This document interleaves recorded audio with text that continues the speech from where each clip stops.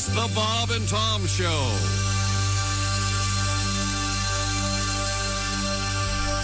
There's no stopping it. Okay, gang. We're all on for 4 o'clock on Tuesday. There's no hiding from it. I'll have Sarah send out an email. There's no way out. Okay. Hey, can I get anybody anything to drink? Some coffee, Diet Snapple, or how about some bottled water? It's the haunted meeting.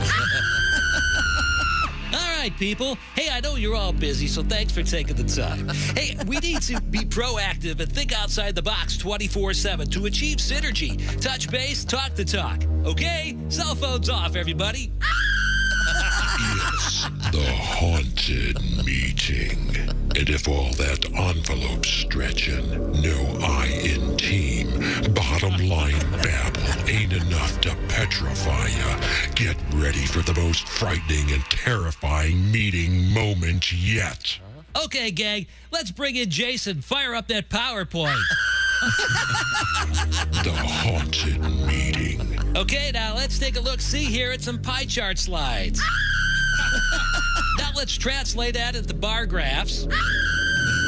The haunted meeting. But that's not all. Here's something you didn't expect, and you may not survive at all. People, while we're brainstorming here, what do you say we conference in the LA office? A meeting and a conference call. That's like 2 meetings in one. The haunted meeting. Well, anyone? Come on, people, let's hear it. Remember what I always say, in a brainstorm, there's no such thing as a bad idea. Bullcrap. A bad idea is a bad idea, and you'll forever be remembered and humiliated for it. It's the haunted meeting. And if we all get on the same page here, people, we won't just make this a win-win, but we can have ourselves a win-win-win. The haunted meeting. Okay, well, we're all looking over the agenda. What do you say we have Betty bring in the deli tray? Hey, good morning. Welcome to the Bob and Tom Show. Not the deli tray. How about you? Coming up today, you know what we got? A deli tray? Better. Oh, Peking duck. Nope. Beef tongue tacos. Oh, that was Jessa. That was one of her specialties. I don't know where I am on this beef. Yeah, that's the thing. I don't know if I can eat tongue. I've done it. I liked it. I'm doing it again. Don't eat tongue, show dies. You know, he's got a point. The movie My Favorite Year, show dies. You know, I think we all have the problem. We can't get over the fact there are taste buds, plain as day, Okay. on your tongue, on your serving. Okay, well. And so as you're tasting your meal, it's tasting you. Yeah, we're going to find out if we can eat it. We'll find out. But we have, I'm sorry, I interrupted the introduction. Hot Lips is here. Morning, Christy. Yeah, I'm. Look at your Hot Lips Houlihan shirt on. That's right. Hot Lips. Looks like you're in MASH. Yeah. I know. It complete with army boots, everything. Wow. Your mother wears army, but kiss my hot lips, Frank. Yes. Remember that? Yeah. Oh, maybe. The part where it was funny. Where was that mama? Your mama wears army boots. Why is that an insult? I don't understand. I don't know, but it was funny. There was 3 or 4 glorious seasons of television early on that were very funny, and then it kind of went in the didn't do well. Yeah. There's Pat Godwin. He's here. Hey, chick. Hey, there's Josh Arnold. Hi. He's drinking his liquid protein over there, having a great time. Yeah. Absolutely. That's right. It's a party, baby. There's Ace Cosby. Do you guys drink in the morning? Oh, man, we're drunken monkeys. Are you Yeah. smoking pot? I'm Chick McGee. Willie taking a personal day? No, Willie's on the road. On stage last night in Chicago. He will be calling in theoretically. I think there's a time zone issue. Willie will be on stage tonight. Oh, this is going to be a great show. He didn't call Daddy and say, I'm a sleepy dog. No. He's opening for Greg Hahn tonight in Burlington, Iowa at the Burlington Memorial Auditorium. And then tomorrow, Dubuque, Diamond Joe Casino. Can I offer Burlington? Cedar Rapids Saturday. Can I offer Burlington, Vermont some advice? It's not Burlington, Vermont. What is it? Burlington, what? Iowa. Okay. Different place. Let me offer Burlington, Is it about Iowa. Coat? No. Why don't they have a Mr. Burley every year? Oh, yeah. That's not a bad idea. And now, this year, 2022, Mr. Burley, with our host, Josh Arnold. So you're suggesting that Josh is a burly I'm man? happy to announce. I'm burly, too. I this think year's winner. Yeah, see, he's on it. Yeah. Kenneth Prolapse. Kenneth. Kenneth! Would there be a Miss Burly also? Sure, yeah. I don't, yeah. Well, I mean, burly doesn't mean overweight necessarily. It means like strong, doesn't it? Yeah, like I see a mountain teddy man. bear. Yeah. Yeah, a big mountain Lumberjack kind of guy. Killing a bear and eating Fit but stuff like bigger. They may have one for all I know, but Mr. thanks Burley. for the suggestion. The point is, Willie's in Burlington tonight with Greg Hahn, Dubuque tomorrow, and Saturday, Cedar Rapids, for some great live comedy. Coming up today, speaking of comedians, Al Jackson will be our guest. And we are going to try the, Jess Hooker's going to make, apparently, as I understand it, tacos made out of beef tongue. Okay. I may have trouble with this. You said you've eaten tongue before? Yeah. I've had it on a sandwich. Does it look like a tongue? I mean, is it just... before it's sliced, yes. Yeah, absolutely. Absolutely. And I believe cow's tongues are almost black, aren't they? A real dark blue or something? I'm not sure. Well, we'll see. But she's pulling it. She shreds her, she said. So I think it'll be... So you're not going to get the visual of... I don't know if she'll show us that before she shreds it or not. Are we doing hard shell or soft shell? Oh, for God's sake. Hilarious. No. That's... You don't get a laugh at that. That sounds like one of your dip questions. Maybe that's why I'm so upset. I should have thought of that. What do you prefer, Ace? Soft. Okay. I'll see what we can do.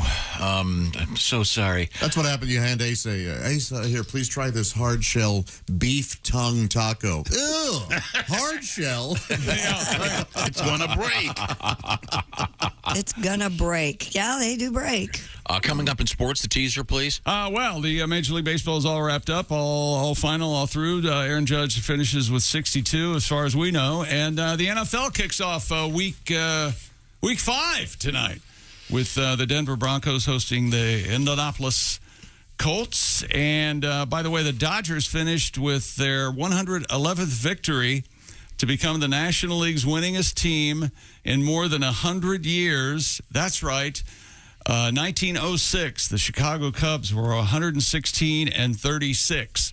And this year, the Dodgers are 111-51. So, wow. What do you think of that? Well, this is the beginning of Week 5 of the NFL season. Week 4, of course, concluded Monday night. Our winner of Week 4 in the Bob and Tom Show's Pigskin Pick'em competition is Carl Thompson of East Peoria, Illinois. And we're going to talk with Carl today. Is that correct? Is today the shoe win? It is. Yeah, all right.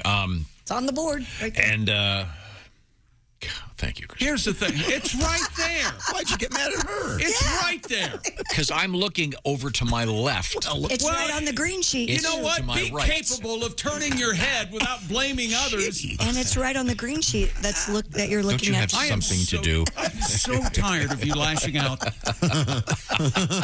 Cast. Okay, Carl Thompson will be joining us. Perhaps he'll have a better attitude than Chick. For the Shoe-In of the Week Sports Picks show, thus far, sub 500, unfortunately. Today, this will be the day that you bring it back. He won the Big Green Egg Mini Max. You can, too. Get your entries in before the Monday Nighter. Excuse me, the Thursday Nighter, Before sorry. tonight, yeah. Before tonight. So all Do you it got now, to do... do it now so you don't forget. All you got to do is pick all the winners. No points. Just Carl got 15 of 16 games correct, and as did 4 others, but he won the tiebreakers. Details are posted at bobandtom.com/contest. You could win the beautiful Big Green Egg Mini Max. So I'm in the CVS yesterday afternoon because I'm always in the CVS. Right. And, when I go in, it's check. Oh, boy, yeah. And they let me shoplift, which is nice. Isn't that something? They say he's old, he's famous, let him have batteries, get him out of here. They're easy to do. So some guy, I had no idea who it was, but he had that look on his face as he's approaching me, and he says, I love every morning your blatant hostility. And then he goes, not just you, everybody is angry with everybody else. I can't get enough of it. No, that's not how And it's I supposed said, to thank be. you very much. And by the way, those are my Prozac suppositories. I'm not sure if it's the suppository component or the actual chemical compound that makes me feel better in life. Dear Chick, this is from Fred. I watch the show every day on the YouTube. And during the breaks, you see Tom scooping something out of the bottom of a cup with this guy calls them window sticks. What are those little you only have 2 today. You're wooden running stirrers? behind. Oh, no, I have. I have to know what he's scooping out of the bottom of that cup. It's the foam from a cappuccino. Foam. Yeah, the foam settles in the bottom, and it's nice and sweet. And I see. So you like that foam. Okay. gives my tongue a workout. You know what that's like, Christy. Not my tongue. No, I don't. Giving a tongue a workout. Well, we should put out, Christy is famous for having a very small tongue. Go ahead, show everybody. I mean, it's unbelievable. It's the size of a sparrow. One of those legal entanglements I was involved in. I was discussing the possibility of. I was talking to that person about tongues, and she replied with, "You pee out of that." So I thought there was no. Wait a second. I see. Yeah. No. I see The what point you're is, saying. That's the point. Exactly. Yeah. Okay. And then we get back to where we started, which is this: we're going to try. Was it tongue? I can't even say Tongue tacos. Tongue tacos. Yes. I don't know. I'm concerned. I'm about shaky. this. I was shaky with the chicken feet. I think I'm even more shaky with the tongue. Yeah, there's no way. I can We do did this. We did have Jess prepare us chicken feet last week. They were awful. She did a nice job. Yeah. By no means her fault. It's just by nature. looking at them and everything. It smelled incredible. Barely anything on You know it. I mean, what? it was And terrible. it didn't help that you announced that they reminded you of baby hands. Yeah, that really did not It's help. radio, and I got to tell people what's happening, and they look like little baby hands. Did they not? They certainly did. You're right. Remember my idea yesterday for an engagement ring presentation? Oh, yeah. How could we forget that No. fabulous pumpkin idea? Oh, the pumpkin idea. No, Sure. yours, it was for Those were the earrings. earrings, but I also had once again, we had a letter from someone who, I guess this woman had received a box, looked like there'd be a ring in it, thought it was going to be an engagement ring. It was earrings. Willie suggested all jewelers should know earrings need to be in a different shaped box. Otherwise, they think the ring is coming and causes all kinds of problems. We'll get to all those things coming up in the show. Also, we have news about that number 62 Homer ball is in the news. Yep. We'll be checking on that. Price has more or less been set, I guess. The bidding started, I think, is what I mean. But right now, I want to talk a little bit about our digital world. The world of we live in is very digital. In fact, there's a really cool story coming up today about a painting that was painted more than 100 years ago, and it looks like the woman is looking at an iPhone. Details on that coming up, but we're all staring at phones of one kind or another these days, it seems. And digital health, a digital health clinic is also a thing now. That's where our friends at Roman come in. The digital health clinic is, in fact, Roman. No waiting room, no hassle, straightforward, discreet, a digital experience. And you can operate it, of course, from the comfort of your own home. So if you've got some healthcare goals, get started by completing that free online visit by going to getroman.com/BT show. What am I talking about? Well, for example, Roman right now has an offer for generic Viagra, also known as sildenafil, $4 a dose. That's a lot less than you probably think. How about that? $4 a dose, less than a cup of cappuccino. So go to getroman.com/BT show today. You'll be hooked up with a U.S. licensed healthcare professional. See if any kind of medication is appropriate. Roman will ship it to you, of course, with their famous free 2-day shipping. What is today? Monday, Tuesday, Thursday. So we're talking you could have this by Saturday. GetRoman.com/BT show is what I'm talking about. GetRoman.com/BT show. Generic Viagra, also known as sildenafil, $4 a dose. Coming up, a dose of sports. And isn't that nice? That's right. Yeah, many years in radio before I learned to do something that hacky. Nice. Also, an update on that NFL protest. Remember how we were talking about this guy's probably going to sue? Don't give it away. Well, you just So this gave it away. this dick's back in the news. We'll find out about it. This is the Bob and Tom Show. Bob and Tom, 24/7. Oh, yeah. Hello, friends. Good morning. I'm Mark Allison. Thanks so much for being with us this morning on the Bob and Tom Show. It's Thursday, October 6th. On the way, Jess Hooker and our West Coast Mountain correspondent, Al Jackson, the co-host of the nationally syndicated daytime talk show Daily Blast Live, perhaps seen in a market near you. That would be on the television. Of course, Al Jackson joins us on the radio, getting Tom just a little more hip, street, and urban. A very difficult task, but Al Jackson is up for it. Also, Jess Hooker could be bringing in Beef tongue tacos. Lick, lick, lick, lick, lick. That's right. Beef tongue tacos are going to be on the menu this morning in the Frigamall building. It's going to smell great, and I can't wait. Also, the shoe-in of the week, Chick McGee picking against Carl Thompson from East Peoria, Illinois. Congratulations, Carl, our Week 4 winner of the Big Green Egg Mini Max. Make sure you get your picks in to the Bob and Tom Show Pigskin Pick'em, and we'll be going over that details in the upcoming breaks. But at any rate, thanks for joining us here on a Thursday. It's going to be a fun morning. By the way, Willie Griswold is out. He's appearing in shows this weekend, you heard me, with Greg Hahn, including Burlington, Iowa tonight at the Memorial Auditorium, and we'll have his complete list for the weekend also coming up later this morning. Willie Griswold and Greg Hahn out on the road. Catch them if you can there in Iowa. And you are listening to Bob and Tom 24/7. Good morning, I'm Mark Allison with a look at things you may have missed. 2 boats carrying migrants have sunk in separate incidents in Greek waters. The Coast Guard said 16 of the bodies were young African women. Only one was a young man. They'd been recovered near the eastern island of Lesbos after a dinghy carrying about 40 people sank. Several hundred kilometers to the west, locals pulled survivors to safety up steep cliffs by ropes as others were buffeted by waves as they waited their turn on tiny areas of rocks at the bottom. Again, that happened near Greece.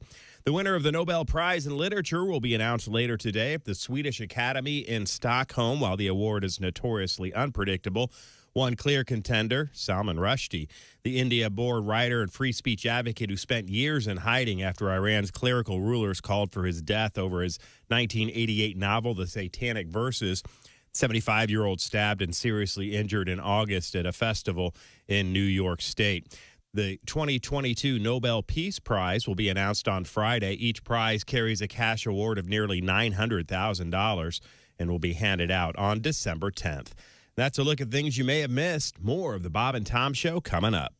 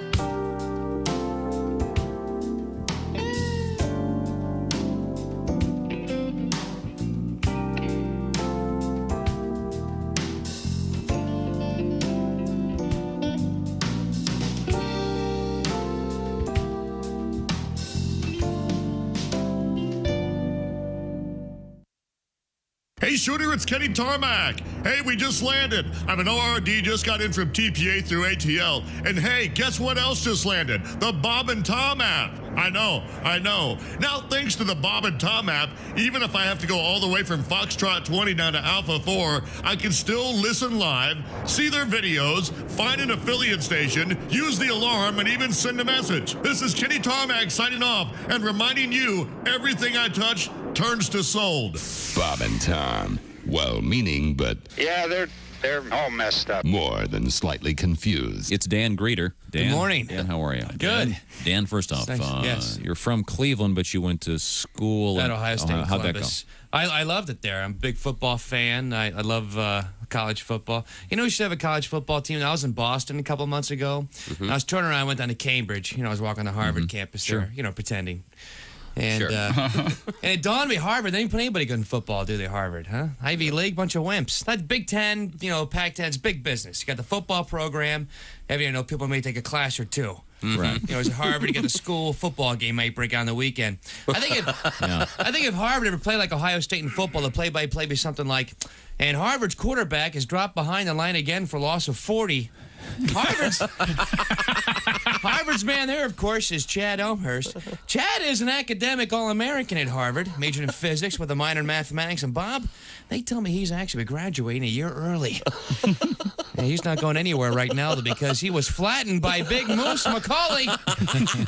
Moose is a sixth-year redshirt freshman, majoring in scuba diving. And Bob, there's a nice shot in the stands of his wife and 5 kids. Yeah. He drives a Lexus. Good morning, sunshine. Bob and Tom 24/7. 24/7. Hi, this is Bob and Tom 24/7. My name is Jim Gaffigan. I have to go and... Hey, welcome back to the Bob and Tom Show. That's me on the clavinet. Lies. Is that what that is, the clavinet? Yeah. There's Christy Lee at the news desk. There's Pat Godwin at the in the entertainment room, and I have no doubt he has a clavinet setting on his keyboard, but he can't find it. Oh, I'll find it in a half hour. There's Josh Arnold. Hi. There's Ace Cosby. Hey. Ace is at the track phone hotline hot phone. Did you know that, John? I did. Yeah. Hope it rings soon. I hope so. You know what else he's doing? It'll be Willie. What else? Ace Cosby's been polishing since he got up this morning, polishing that Ace Cosby joke of the day, and today a rare treat. Are you kidding? Whoa! Yeah. The deep voice.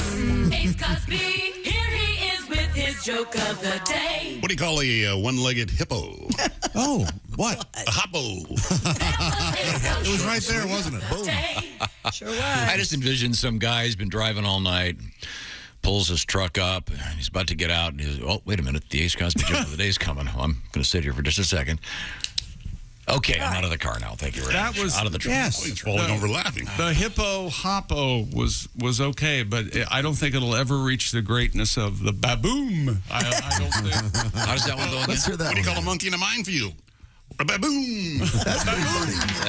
That's very solid. Monkey Thank in you a very much. minefield. I regularly remember having an issue with that joke, but now that I hear it again, I don't know why. Yeah. What happened? That's Well, I very think the first time he said it, it didn't come out Well, quite it was as years of smooth. road work on that one, you know? Yes. And then we'll urge everyone to remember that Donnie Baker is suggesting that instead of giving out candy, you give kids fireworks and matches. Oh. Just a joke, folks. We were kidding. Coming up, What about the children? Don't kiss a cobra. Oh. In the news. You see those guys every now and again on videos, don't you? Oh, there's one out there right now. It's a brand new one. We have a lot of interesting things coming up. But today would be 10/6/22. Yes. What's the significance of that? Well, 2 days ago it was 10/4/22. That's very good. And 2 days before that, well, And as you know, sometimes we have what's a new feature? It's called delayed requests. Oh. Got a nice request from a trucker. in the words of Josh Arnold, huh?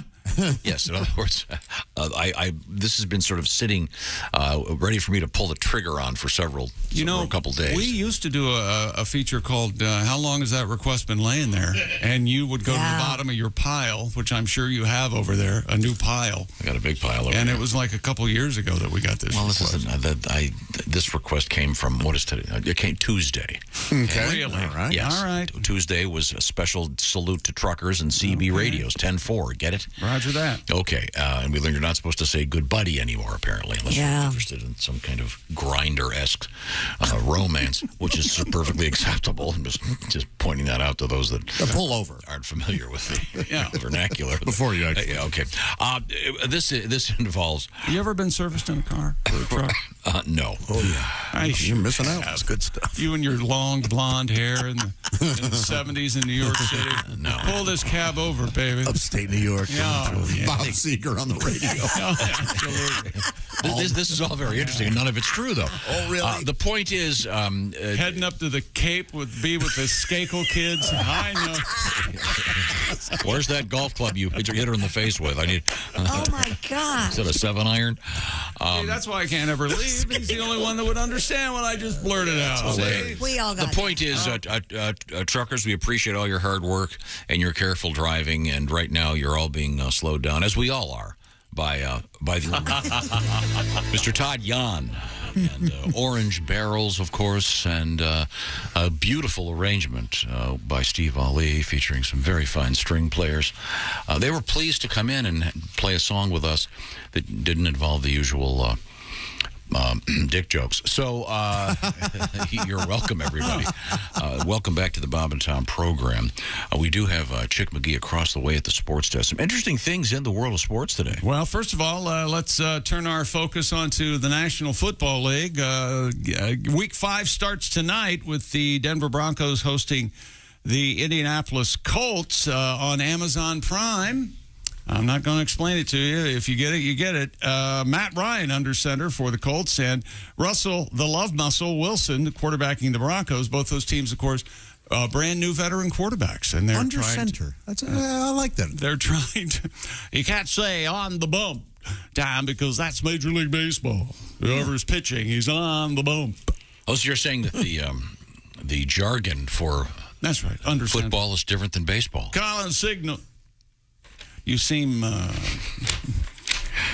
irritated with me a little bit. I was celebrating your choice. So I do enjoy it. Occasionally you'll hear things like, well, Major League Baseball kicks off this afternoon Oh, at yeah. the Well, you can opening do day. that. No, you can't. You can do that. Sure you can. Hey, it's wrong. The Colts won 2-1 and getting 3 points tonight, and the Broncos are level at 2-2. I see. Dodgers won 111 games this season. That's a record. That's not bad at all. The most games since the 1906 Chicago Cubs won 116 games. How about that? That's quite. And, well, the competition was a little bit less back in those days. A lot of barnstorming. Number of reasons. My kid can throw a ball through that barn. I see. Should have called them the White Sox. No. That's when they came up with charming sayings like, my son can throw a ball outside during a rainstorm and it won't get wet. Oh, yeah. Stuff like that. All the folksy wisdom. That would work for football or baseball. Your son could throw at the ground and miss. That's right. See, that's a bad quarterback. Mm-hmm. Oh, I see. The owner of a sports memorabilia auction house says he's offered $2 million to that fan who caught Aaron Judge. Here come the Judge. American League record 62nd home run. That's not enough, I don't think. The president of Memory Lane in Tustin, California, J.P. Cohen, told reporters yesterday that he texted and emailed Mr. Humans, who caught Judge's milestone shot Tuesday at Globe Life Field. Hello, Humans. At the Globe. In Arlington, Texas, Cohen says Humans has not yet replied. He's playing hardball. Wouldn't you? Yeah. You never take the first offer. Isn't that the old adage? Yeah. I've always heard the one who mentions a figure first is losing. Yeah. Oh, really? They've already lost. Oh, the guy. What's that guy's name? I'm sorry, I don't know. The guy from Pawn Stars. Oh. Yeah, he offered him $50. Oh, yeah. Well, but no, he first said, I don't know anything about baseball. He had a guy. I don't even know what baseball is, but I do have a guy. I wonder if Todd McFarlane's going to step up. If he's still in the game. Yeah, but that's not the Todd McFarlane of Spawn, right? That is the Todd McFarlane. It is the same guy. Oh, okay. Big collector. Yeah. He made these action characters, the starting lineup. Oh, yeah. Right. I've met him. Yeah, I have too. No kidding. Yeah, he's a real nice guy. The guy, what was his name, Mr. Cohen, that offered the money for Memory Lane, he has said, this is not a joke, he has said that if he gets the ball, he will put it on loan back to the Yankees for their museum. Oh, okay. Yeah. Really? Yeah. On loan? Well, that's what they do all the time. Museums often have paintings on loan. So he's got good intentions. I guess. I don't know. I don't really get it, but this guy caught it fair and square, and Mr. Judge is real cool about it. Read his comments. What did he say? Well, if you go to the bottom of the page, you'll see them there in black and white where they're printed. So what you're saying is I should be thankful that I'm even a small part of this. No, what I'm saying is perhaps if you'd proofread it. Judge said it would be great to get the home run ball back, but that's a souvenir for a fan, and he wants to be selfish and no, then he said he made a great catch out there. They've got every right to it. He said that, but he doesn't believe it. Sure, he does. And he's going to be doing okay. He's making good money. He's such a cool guy, and his mom was there. And I've never heard about Tustin, California. I've never heard of that. You might say Judge is making such good money he could buy the ball. Oh, if he why really should he? wanted it. He doesn't want it. Why don't think so? I think he would. Wouldn't you put that on your mantle in your man cave? No, I don't get it. So whatever. Whoever wants it, good luck to them. A high school golf team in Austin, Texas, had to cancel practice Monday after they showed up to the course and encountered an adult entertainment club's tournament. Oh, yeah? The school district sent a message to the high schoolers' parents on Tuesday saying that... Sorry, your sons won't be home. They've joined the tournament. The message said, quote, adults were acting very inappropriate. Well, when the team showed up for practice, it continues. Quote, unfortunately, our golfers did witness some lewd behavior. The coach immediately canceled practice and had all players contact their parents to come pick them up. Now, Christy, have you ever been to one of those charity golf tournaments? And I have been to one where there have been adult entertainers there, yes. Just strippers. And now, the classic is the lady will be seated, spread eagle. seated on the green At with the hole by her. Yeah, Yeah. that's boy. Witty. Hole, if you will. If I had called my dad and said, Dad, you got to come pick me up. What? Why? There are a bunch of adult entertainers. I'll be right there. Yeah. We can use the word stripper. It's okay. They're not here to criticize. Oh, no, I was just going along with the... Yeah. Did you have a friend who... anybody have friends who stripped? Anybody? No, I had a friend... Family. You had a friend that did OnlyFans, right? Yeah, and I had a friend who was the beer girl, right in the beginning of the strip club. You know what I'm talking about? Oh, sure. Yes. Yeah. We had an intern here who was an adult.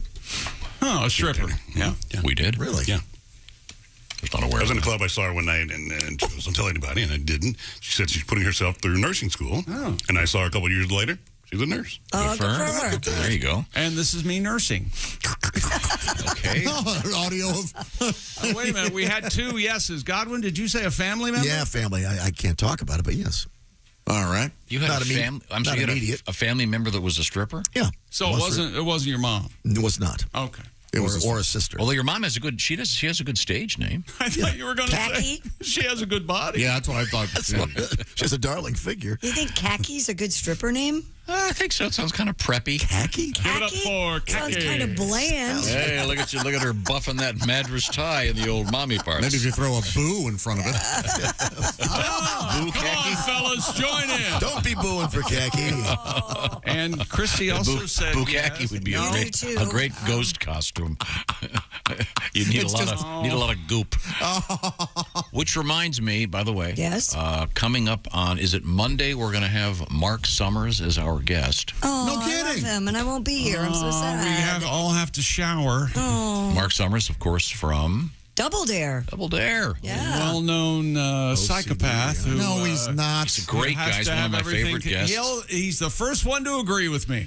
He has a really good book called Everything in its place. Everything in Its Place. He had really serious. He has fringe on rugs in his home that have to be combed and straight out. What is it? Obsessive compulsive disorder. Yeah, that's OCD. OCD, yeah. But I have to brush my sheepskin rugs. That sucks. Nobody told me that would come with a comb and you have to brush them out. Wow, that's a big problem. It is. You know, sheep's in the sorry, wash. I thought I was pretentious. I have to brush my I had a guy try to sell me sheepskin rugs. Yeah? They were not what he fleeced me bad. Well, fleeced is what I was really going I know. Did you get back to Could have that? gone Two jokes, but you're right. Home the whole run ball. enchilada. By the way, there'll be better jokes than that tomorrow night and Saturday night at the Funny Bone in Toledo with Josh Arnold. But By it the is way- Toledo. Yeah, thank you. Also, Haywood at the Wildey Theater, Edwardsville, Illinois, coming up on Monday, Tuesday, tomorrow. It's coming up Friday night. A couple of shows out there. Also coming up, another request in the realm of breakup songs. We have been talking a lot about breakup songs, and we've got a special request coming up. And we were talking about the song called The Breakup Song. This one that I love. Nice melody. You know what I think? I've been trying to research this. I think that the guitar player on that, I believe, is the great Joe Satriani. Oh, that's cool. If I'm not mistaken. I'm trying to verify that. Well, if you are mistaken, I'm not. He was in going to Greg tell Kinn's you about band it. for quite a while, and I think that song came out when he was in the band. But I'm trying to verify. But a great song. But we have another breakup song from John Wing that we'll be hearing shortly. Do you want to give me the sports teaser? Draymond Green on the Warriors. He's been naughty. We'll tell you what he did when we come back. Also, remember that guy who got tackled by Bobby Wagner from the Rams? Well, there's the protester. There's more coming about that. There's an issue. It's pretty unbelievable. Right now, I want to talk about a great way to isolate yourself from the world. Yeah, you can just put the Raycon earbuds in your ears, and it's not just what's coming in, it's what you're keeping out. That's the beauty of earbuds, and Raycons are the best, and they're half the price of those other ones. Tell me more, Chick McGee. Whatever you say, hon. Let me put these Raycons in first. Okay, go on. No, I'm listening. Raycon's everyday earbuds look, feel, and sound better than ever with 3 sound profiles to match whatever it is you might be listening to. They feature noise isolation and awareness mode, so you can listen while you travel or during a grueling workout. The optimized gel tips fit every ear ever made. And the earbuds are comfortable enough for all-day wear. And remember, they do not budge.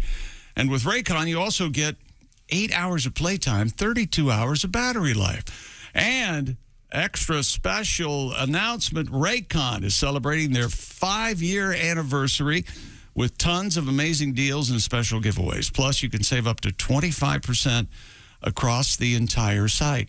What's the site, Chick? Well, go to buyraycon.com/Tom right now and save up to 25% off your Raycon. Buyraycon.com/Tom. Save big during Raycon's 5-year anniversary sale. That's buyraycon.com/Tom. Okay, I've got some homework for you. Okay. If you can, please Google a painting called The Expected One by George Waldmuller. Okay? And when we later on in the show, you're going to need to know about that. Got it? The Expected One, George Waldmuller. Google it, and we'll talk about why it's important for you to see it. Okay? You looking at it, Krista? Yep, sure am. Okay. When we come back, we'll get to that and many other things. This is the Bob and Tom Show. For a complete copy of the Bob and Tom Show contest rules, go to bobandtom.com/contest-rules, or just scroll down to the bottom of the page and see contest rules. This is the Bob and Tom Show.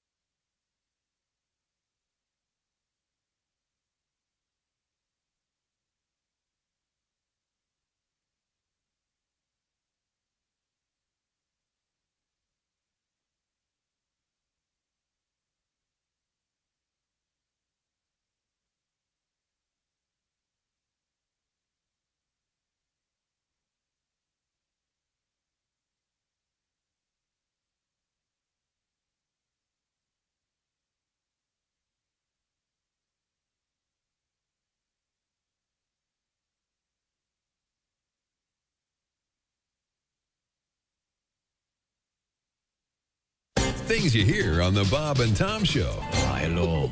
Bonjour. The perfect gift has arrived for the single man. The new cologne from the makers of Clintorius and Bonaire. France's most noted fashion designer, yours truly, Mr. Béchon of Paris, has developed an exciting and stimulating new scent for men. Honey, come on. You've been in the bathroom for half an hour. What are you doing in there? Just enjoying my masturbation. Mr. Béchon. Just slap a little on. Repeatedly. Oh, God. Thanks. I needed that. Is that Mr. Béchon? Yeah, I think that's the sign. Mr. Béchon. Hey, guy, it's Ken Tarmac. This is Bob and Tom 24/7. Ken Tarmac. Ken Tarmac, good morning. I'm Mark Allison. Thanks for joining us here on Bob and Tom 24/7. Carl Thompson, again, our Week 4 winner of the Big Green Egg Mini Max, and the Bob and Tom Show Pigskin Pick'em. All you have to do is pick the regular season winners of the games, and there was a 5-way tie last week, but Carl Thompson broke through on the tiebreakers and won 15 out of 16 games correctly, nailed the tiebreaker, and he gets the Big Green Egg Mini-Max and picks against Chick McGee. You can go and win a Mini-Max for yourself, the Big Green Egg, folks. That's coming up at bobandtom.com/contest. Week 5 begins tonight. That's right. The Denver Broncos hosting the Indianapolis Colts without their star running back, Jonathan Taylor. He'll be sitting on the bench with an ankle injury, so therefore the Denver Broncos, oh, my goodness, they get to play the Colts without their best player. So that'll be interesting. Perhaps you can think about that when you make your pick. bobandtom.com/contest. Again, good luck from all of us here at the Bob and Tom Show. And thanks to all the folks at the Big Green Egg. And you're listening to Bob and Tom 24/7. Hi, everybody. Christy Lee with your Bob and Tom News Update. President Joe Biden has taken an in-person look at the devastation of hurricane-ravaged Florida and promises to use the power of the federal government to help rebuild the state. The president was in Fort Myers yesterday to comfort local residents alongside Governor Ron DeSantis, a potential 2024 foe. Biden praised the Republican leader's handling of the storm recovery as both men put politics aside. A Southwest Airlines pilot suing her company, her union, and a former colleague who pleaded guilty last year to deadbolting the cockpit door during a flight and stripping naked in front of her. Christine Jannings says when she complained to Southwest and the FBI about pilot Michael Hawk's actions, the company kept him employed despite his alleged history of sexual misconduct. For its part, Southwest says it has given support to Jannings and would, quote, vigorously defend itself against the suit. And now that it appears the shotgun wedding of Elon Musk and Twitter is finally going through, analysts are trying to figure out how that marriage will play out. One issue still on the table is the lawsuit Twitter filed to force Musk to go through with the sale at the original $44 billion price tag. Even as Twitter says it plans to close the deal, that trial's still on the docket in Delaware, which means neither side has moved to stop the proceeding and could indicate trust issues. And that's your news. I'm Christy Lee. More of the Bob and Tom Show on the way. Think you know your pro football and want to put your knowledge to the test? Then play Pigskin Pick'em every week at bobandtom.com. This is your chance to win a Mini-Max Big Green Egg. Just pick the winners of this week's pro football games and you could win a Mini-Max Big Green Egg. Head to bobandtom.com/contest and play Pigskin Pick'em with the Bob and Tom Show. Hey, this is comedian Ron White, and you're listening to Bob and Tom 24/7. Has this ever happened to you? Scalpel. Clamp. Knife. Ow! Hey! What the ah! Waking up during an operation can be both traumatic and painful. Did you know that you have a choice when it comes to choosing an anesthesia? Introducing Ed Padural's Anesthesia City! Anesthesia City! Hey! Eddie Perdural here. When you need to get gooned on the goofy juice, it really helps to shop around. And there's no better time than now, as we're getting giddy at Anesthesia City. It's our once-a-year Malaise Days. Malaise Days! Bring in your Zoo Book coupon, and we'll knock off an additional 50% on scratch and dent ethers, pentathols, and nitrous. Anesthesia City! And oh yeah, free balloons for the kids. Hey, if they're real young, make sure they don't suck on any of that balloon air, if you know what I'm saying. Anesthesia City! Open every day, 10 until 10. 9. I'm Ed Perdural saying, so, what's it going to take for me to put you in a coma today? Bob and Tom. For your information, these are two of the worst kids I have ever encountered in my life, and I worked the state fair. We were stupid before stupid was cool. Hey, don't say we didn't warn you. There's laughter ahead. This is Bob and Tom 24/7.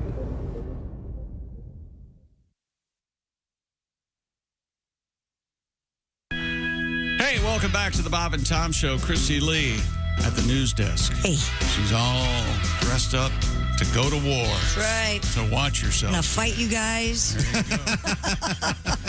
Want to fight? There's Pat Godwin. Hey, He's got his organ. Did you work on a clavinet setting for me? Yikes. Oh, I love that. Superstition. There was there was a song called Scorpio by Dennis Coffey. I love that song. It uses that real well. Is it a clavinet? I think it might. I don't know. It's called a clavinet. Never heard of that song. There's Josh Arnold. Hi. I'm sorry. No, keep going. Ace Cosby's here. Willie is not because he's the boss's son. I'm Chick McGee. And here's Tom. Willie did a show in Chicago last night. He's working tonight with... Oh, this is going to be a great show. Greg Hahn, he's with them all weekend. Tonight it's Burlington, Iowa. Friday, Dubuque at the Diamond Joe Casino. Saturday, Cedar Rapids, Iowa at the Olympic Theater. Tonight it's the Burlington Memorial Auditorium. Greg Hahn or Willie G. Go see some great live stand-up comedy. While I'm talking about it, Josh on the road, Toledo, Ohio, the Funny Bone Friday and Saturday. Yeah. And then Haywood Banks, Friday only, the Wildy Theater in Edwardsville, Illinois, which you say is a great theater? It is. Very cool place. Right, Good people. And then Haywood's going to be at the famous Wiley's Comedy Club next weekend, a week from this weekend. Now, what was I going to tell you? I don't know. We can't read your mind. Breakup songs. We've been talking a lot about those lately. Yep. Two things. I was told that the breakup song, the one called the Breakup Song, features a great guitar. That sound. I know you're tired of it, Chick. I know. No. I want to know who the guitar player is in an obscure one-hit wonder. Yeah. It's not an obscure one-hit wonder. Greg Kinn. It's a great song, and I thought someone told me it was Joe Satriani. I looked it up, and there's a couple places it says it is, but apparently it's not. So who knows? He joined the band. So who is the guitar player?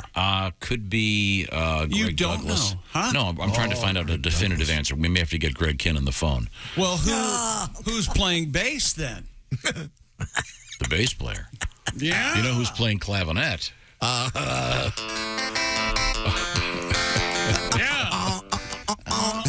Sounds a little cheesy on the clav. Steve Wright on the bass. Steve Wright. Thank you, Ace. Now, we were talking about breakup Ace songs. is helping. See.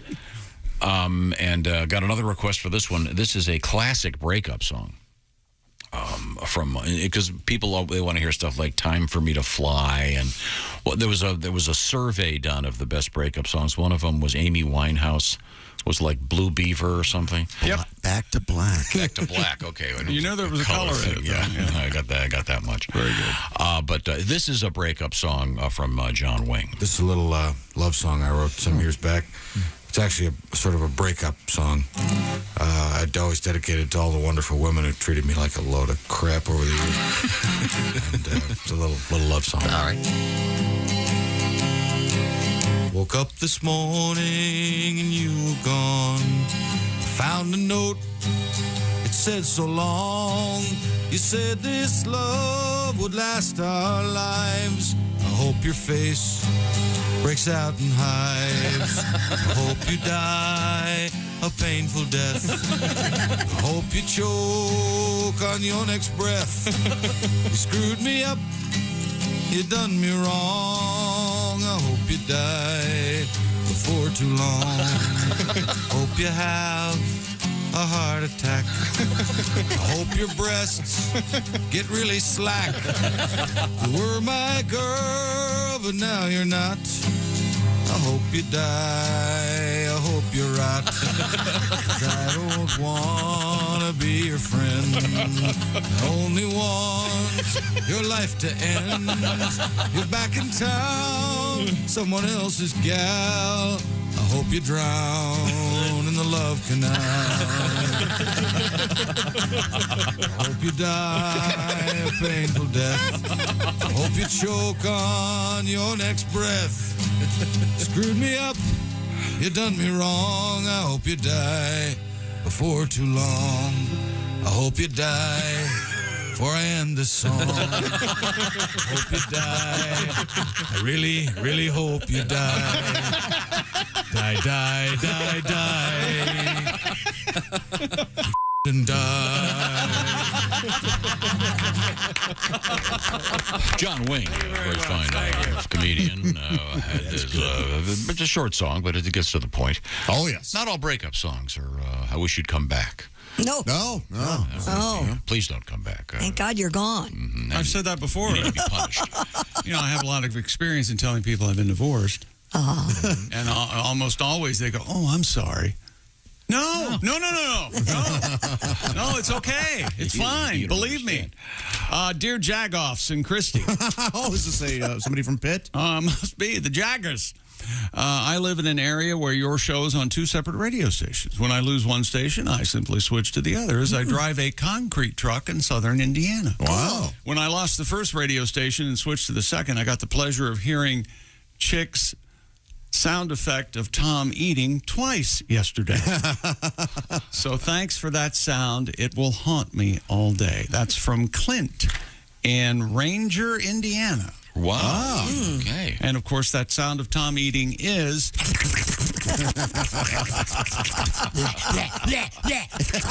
See, here in the radio, we have a limited time frame to suck down an acai wait. bowl You do that at for lunch, Nobel. too? You do it at lunch, you do it at dinner.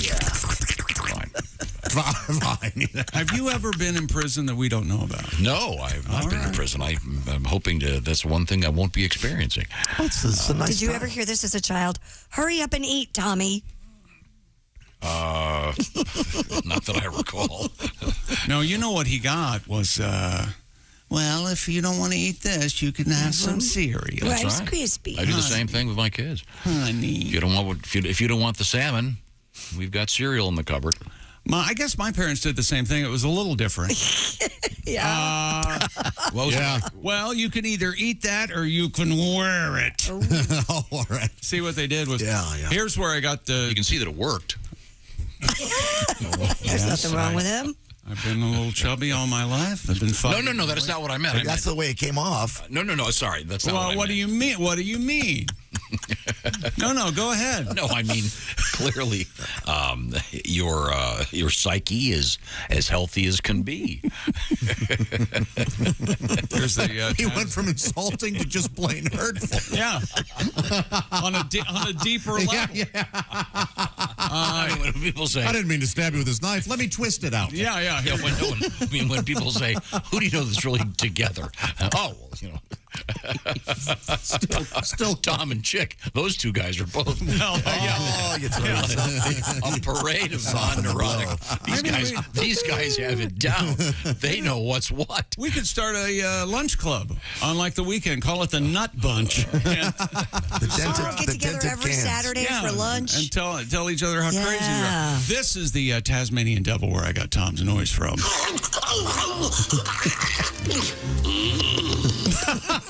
I'll have to add the part. More sports coming up, including the guy who got tackled because he ran onto the field protesting animal rights. He was tackled by a professional football player. And a couple of world records, including one that makes me laugh every time I read the headline. I was looking at some of the pictures of this ball, the Aaron Judge 60-second home run ball. Looks like a baseball. Yeah, but they're holding it up. This is really cool. This guy's holding it up next to the Mark McGuire ball. Number 70 for Mark McGuire. Yes. Interesting enough, the Mark McGuire ball significantly smaller. Oh, boy. Did the league change the ball? The ball gets smaller. See, Christy, your testicles. Yeah, they shrink up. Right, Hey, that reminds me. Here comes the judge. There we go. All right, be right back. This is the Bob and Tom Show. Got something to say? Send us an email. bobandtom@bobandtom.com.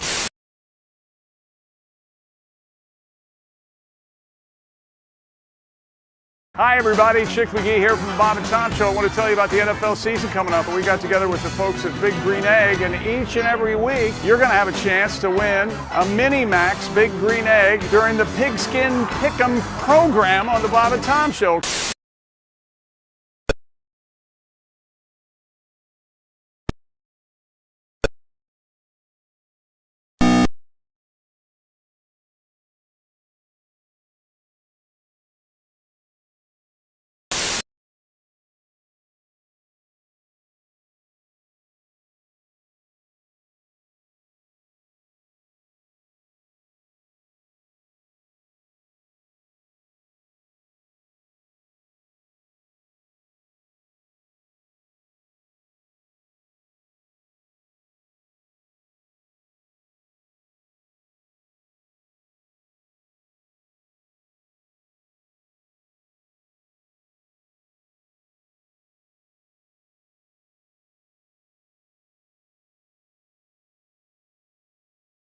Donovich. He asks, what is the difference between slander and libel?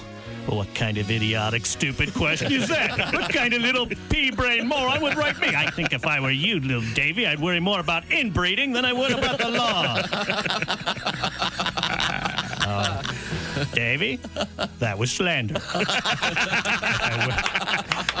If I would have written it down, it would have been libel. This has been the Law Minute with ex-attorney Jack Thomas. Remember, ladies and gentlemen, the law is your friend. It's the lawyers you have to watch out for. And remember this, the preceding has been a joke, not legal advice. Learn to know the difference.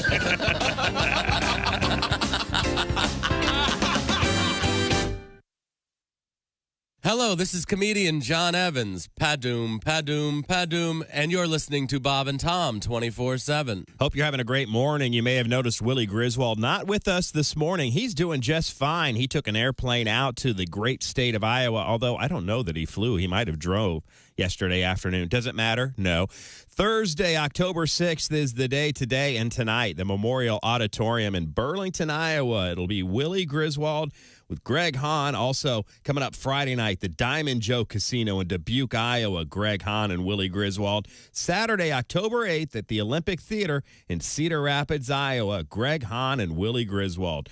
Check out willie.griswold on Instagram for tickets and information. It'll be a lot of fun. Iowa, I know you're going to show up and entertain this young man with your presence, but let me tell you, Greg Hahn worth every cent when you show up and watch him and Willie Griswold together on stage, Burlington, Iowa tonight at the Memorial Auditorium. Get out there and support them. It's going to be a lot of fun. And we're rolling through a Thursday morning. The shoe-in of the week, Jess Hooker and Al Jackson, all on the way. I'm Chick McGee with your Bob and Tom Sports Update. Thursday night NFL action. Two teams struggling to adjust to their new veteran quarterbacks. The Colts 1-2-1 with Matt Ryan under center, and the Broncos 2-2 with Russell Wilson. Denver hosts tonight on Amazon Prime. Major League Baseball, the Los Angeles Dodgers finished with their 111th victory to become the National League's winningest team in more than 100 years. Clayton Kershaw turned up for the postseason with 9 strikeouts and beating the Rocks 6-1. Trey Turner hit a tie-breaking 3-run homer in the 5th for the National League West champions, who finished 111-51 to become the National League's winningest team since the 1906 Chicago Cubs. Major League Baseball, other winners in the National League: Pittsburgh, Arizona, the Mets, San Francisco, the Cubs, and Miami. And American League winners: Baltimore, Oakland, Cleveland, Texas, Minnesota, Seattle, Toronto, and Boston. And in interleague action, Houston beat the Phillies 3-2. And the owner of a sports memorabilia auction house says he's offered $2 million to that fan who caught Aaron Judge's American League record 62nd home run. J.P. Cohen, president of Memory Lane in Tustin, California, told reporters on Wednesday he has texted and emailed Corey Humans, who caught Judge's milestone shot Tuesday night at Globe Life Field in Arlington. I'm Chick McGee, and that's your Bob and Tom Sports Update. Hi, this is Greg Warren, and you're listening to Bob and Tom 24/7. She's the love of your life, and you want to make her feel special on Valentine's Day. Gentlemen, if you're looking for a romantic gift this Valentine's Day, then Frigamall Florist has the gift for you. It's our I know I'm not going to get any for a month unless I send you some flowers bouquet. Yes, for just $59.95, you can send her the I know I'm not going to get any for a month unless I send you some flowers bouquet. The I know I'm not going to get any for a month unless I send you some flowers bouquet proclaims your lust for her in the most romantic way possible. The bouquet of lovely fresh flowers says, "Let's do it," and my loins ache. Your wedding vows didn't include a vow of chastity, but you're not going to see any action unless you act now. So pick up the phone and order the I know I'm not going to get any for a month unless I send you some flowers bouquet right now. That's the I know I'm not going to get any for a month unless I order you some flowers bouquet. With one phone call, you can cover your ass and get some ass. It's a win-win. Call now, because when Cupid shoots his arrow on February 14th, you won't be shooting anything unless you get her some flowers. Bob and Tom 24/7. Joining us in the studio, comedian Ed Yeager. Hi, guys. Hi, Ed. How are you? Good. Good to see you again. I'm glad football season's almost here. I love football. I do too. I was I was in a hotel room, and I was watching a football game, and I opened the drawer, I pull out the Bible, I turned to John 3:16. Mm-hmm. And it actually says, "Sitteth thee in the end zone with a large sign." You know you're too high when you're eating cereal naked and your girlfriend tells you to put some clothes on. You realize it's not your girlfriend. It's just a woman on a bus. That's how you know you're too high. Morning laughter just might be the best medicine. I can hear you, oh no. You're talking out your ass again. Colts game, ladies and gentlemen.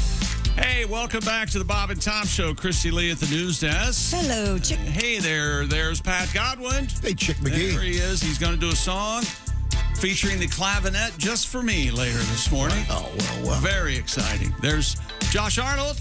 Hello, Chick. Hello. There's Ace Cosby. Hey. I'm Chick McGee, and here's Tom Griswold. Gave you a homework assignment. Yes, you did. I looked at it. Coming up, there's a kind of a cool faux controversy, I think we can say. If you get a chance and it's convenient for you, Google this. It's a painting called The Expected One by Ferdinand George Waldmuller. It's an almost 160 plus years old, and there's something about the painting that's suddenly got the internet abuzz, if you will. So that's your homework assignment. Once again, it's called The Expected One, Ferdinand George Waldmuller. Look at it and you'll see exactly what the controversy is. I didn't read anything about the painting, but I think I know what it is. I don't know why. Have you looked at it? Yeah.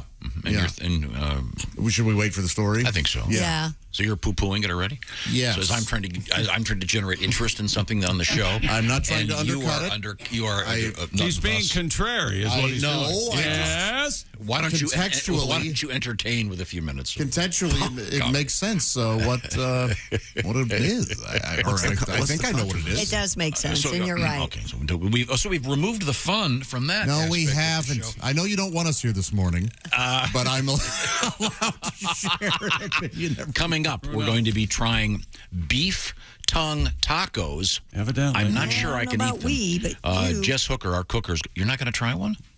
You eat meat, right? Yeah. On a regular basis? On a regular basis. Red meat? No, not very often. What about tasting meat? Do you just taste all right. Now, Ace, your problem with the tacos is what now? I like soft. You like soft tacos, so you're not going to eat one because it's on a hard taco? Plus, I'm starting a diet, so yeah. Knowing Jess, she has both hard and soft. Yeah, she'll be ready. Yeah, she's usually okay. very, Well, if not, we'll have to send someone out. Sour cream. Sour cream on a beef. Are we becoming a restaurant now? Sour cream is the glue of Mexican food. Now, Ace, you haven't done. There was a thing that Ace was known for on this show. Ace was known for whenever he would mention taking something, advantage of a situation. No, he would say he'd never had it. Someone would say, "Oh, I guess we're going to go for burgers," and Ace would go, "I've never had a hamburger." You've dropped that fake plea for. Well, I refinanced. So. You did a refi? You tried me out on the work for years. Okay, right. Okay. So sorry. Now you want to talk about wringing the fun out of something? Yes, okay. Glad you got it done soon because, boy, interest rates are skyrocketing. I hired you. I brought you back. Yes, you did. Thankful every day. Well, thank you, Ace. You're the one. No. I'm thankful, sir. Okay. I deserve it. I deserve more. Have you looked up this painting yet, Chick? The Expected One? I've seen it. Yeah, I don't get it. And I think it's our brain that did it. I think it's our brain. Okay, well, we'll talk about it in a few minutes. Pat doesn't get it. Oh, I get it now. Okay, well, you're going to get it.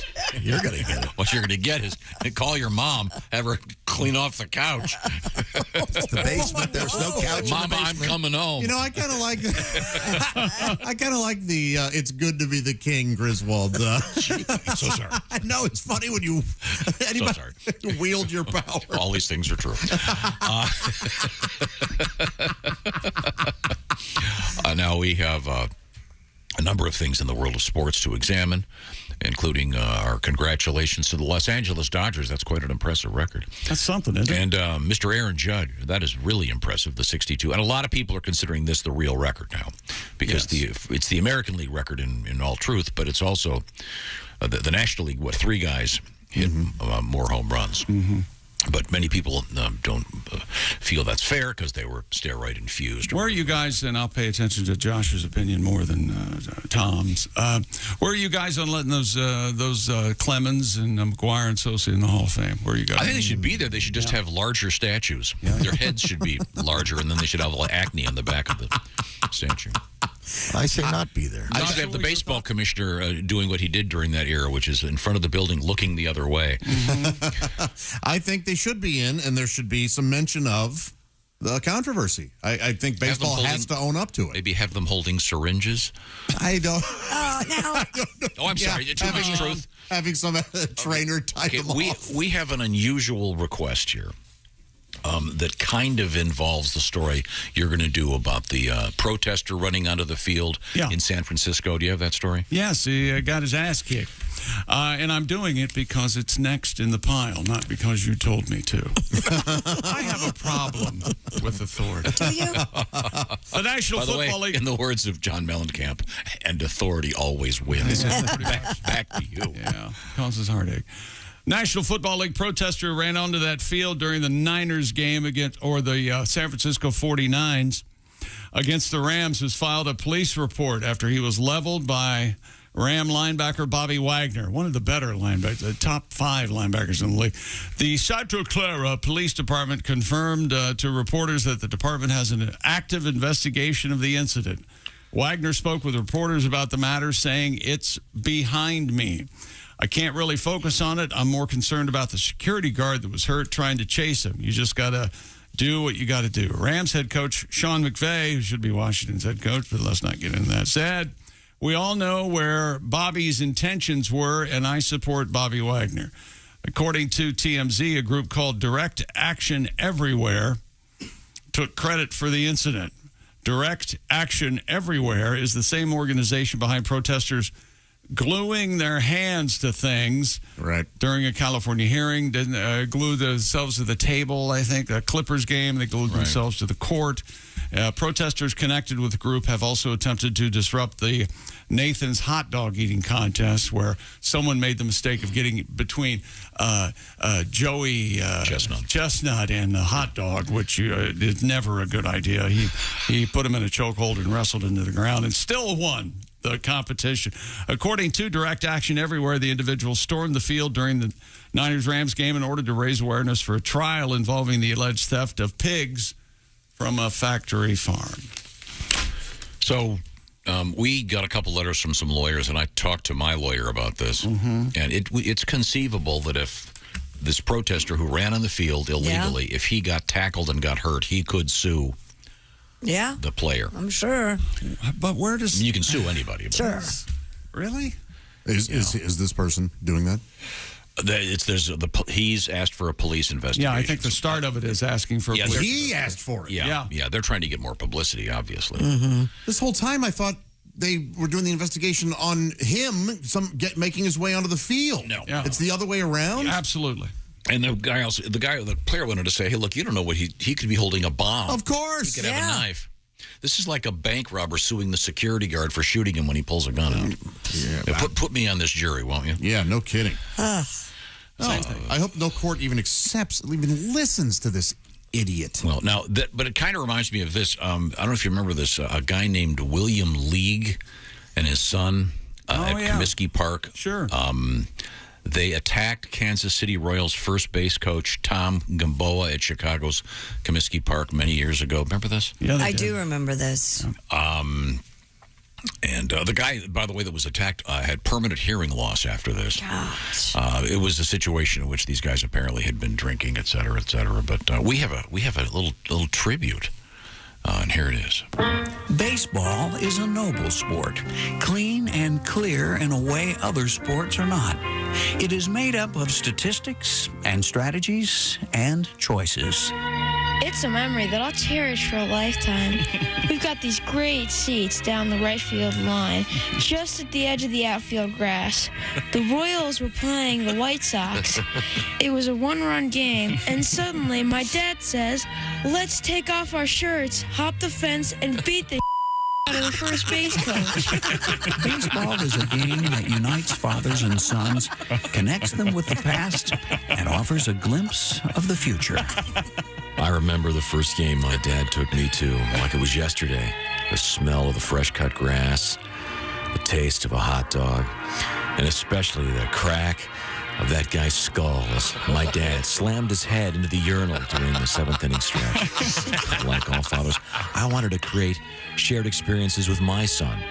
And you know what? When we were beating the out of that coach's ass, I felt like my old man was looking down from heaven, or wherever he is, and smiled. We took our shirts off so that we'd be easier to spot at the bottom of the pile on SportsCenter. That videotape is something my son will always have, along with his assault conviction. Both will remind him of his dad while I'm in prison. That's what I think of now when I think of baseball. Baseball is punctuated with rhythms and movement and more nut adjusting than at a gathering of obsessive, compulsive squirrels. Most of all, it is about time and timelessness, speed and grace, and whipping baggies full of urine at the outfielders. There you go. A little tribute to the father and son team that attacked the first base coach in a meaningless late season game. Was that Sam or Willie? Sam, I thought. Between the White Sox Wow. and Kansas City Royals. A special request for Joe in Greenville, Ohio. You're welcome, Joe. Thanks for the Beautiful Dark County, D-A-R-K-E. Green. Okay, right now, let's talk a little bit about the upcoming season. What season? Well, it's the gift-giving season. It's also the baking season. We talked about a butter shortage. No shortage of great stuff at Steven Singer Jewelers. He's the guy to talk to, and you can get a lot of stuff done in advance by going to IHateStevenSinger.com. Unlike other jewelers, Steven doesn't mark his jewelry way up just to mark it way down so you feel like you're getting a deal. It's the perfect price, 24/7, 365 days a year, except in leap year when he adds another day of great prices.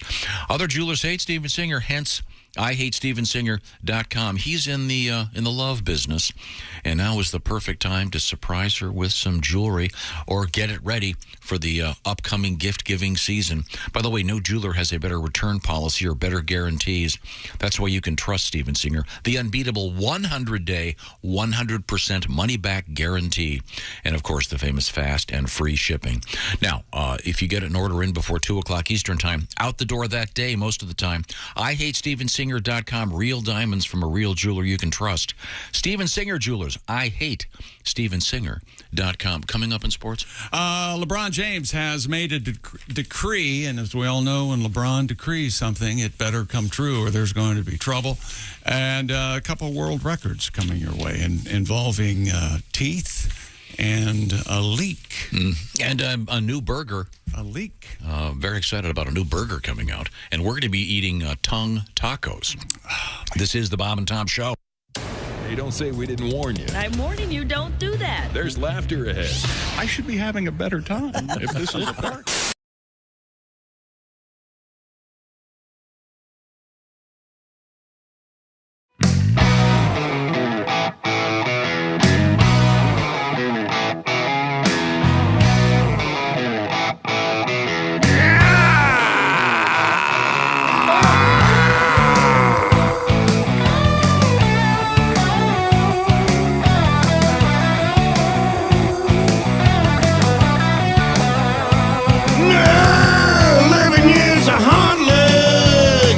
Working for Randy from Illinois, yeah, all the way to security.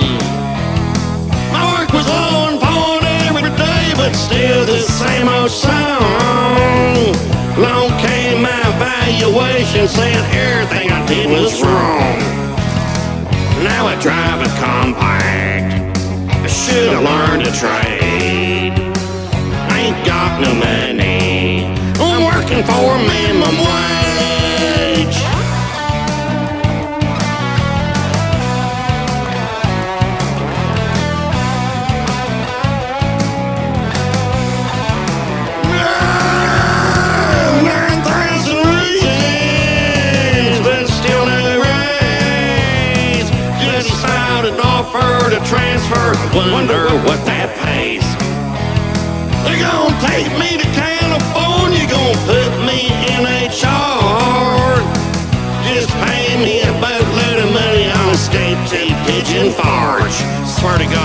now I drive a compact.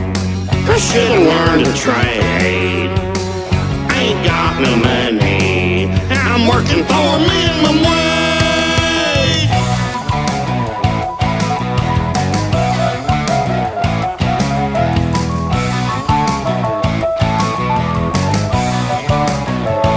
No, dick bastards took my money, so I turned sorta mean. Went from calling him a puss to breaking the vending machine. I keep doing my job, and I want Randy to know there'll be a time when I own his company and just need my boat to be sold. Still drive a compact, but now it needs new brakes. I ain't going nowhere, I'm working for a minimum wage. Minimum wage. I hate minimum wage. Minimum wage. Minimum wage. I need a raise. Minimum wage. No.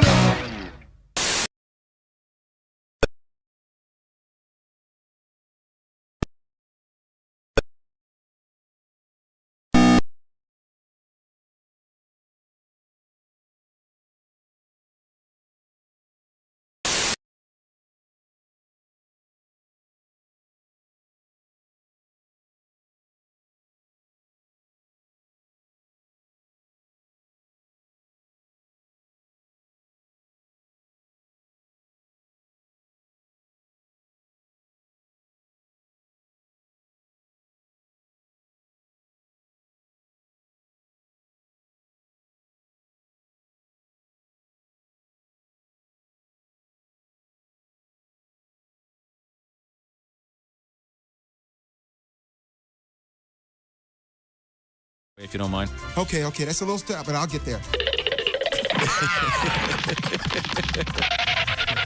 Oh my goodness, that was kind of a detour, but here, 2 splendid just like you like it. Oh, thank you very much, Carl.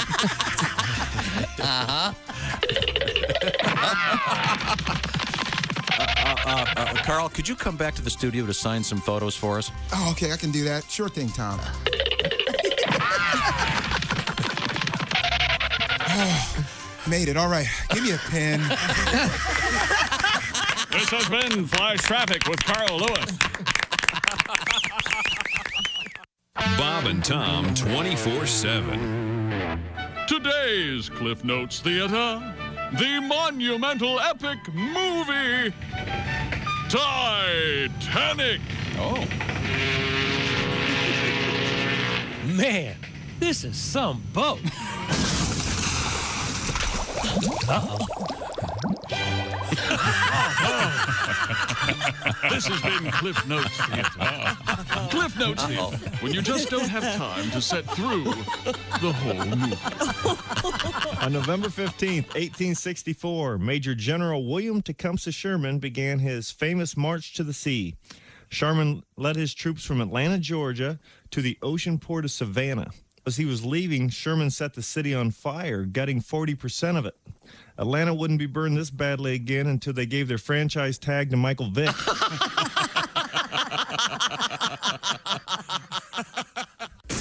Bob and Tom. If you irradiate poop, it will be sterile, but it's still poop. You can pick your morning radio show. Nice. Wow. Hey, welcome back to the Bob and Tom Show. I love the way you compliment yourself. I wish I could get behind that on me. That would be... You should compliment yourself. You look very handsome today. Hi, Christy Lee. Hi, Chick McGee. Well, that goes without saying. I can't wait till I get up tomorrow morning because I'm better looking every day. Yeah. That's the damn thing. Pat Godwin's over there at the clavinet desk. Darn right I am. There's Josh Arnold. Hi. There's Ace Cosby. You know, Tom, I've never flown first class to Hawaii. I haven't either. I think I bought a few tickets for people to do it. Willie Griswold on the assignment. chance myself. I was working. I'm Chick McGee, and here's Tom Griswold. Yeah, you were paying for those tickets. Yeah. I've never done the first class thing. Can you go back? You know what I mean? No. Once you do it. No. It's hard. It's hard. It's Oh, boy. It's a huge difference. That's what I've run into is that because of my wonderful daughter, I can more or less fly free. Yeah. But for a little extra, I can bump up to first class, and therefore not saving any money at all. So it works for me on many levels. Yeah. I see. Yeah, I did it once. I was one of those things where they come over the PA system. If anyone can give up their seat for this flight, and I was by myself, and the next flight was an hour and a half later. Sure.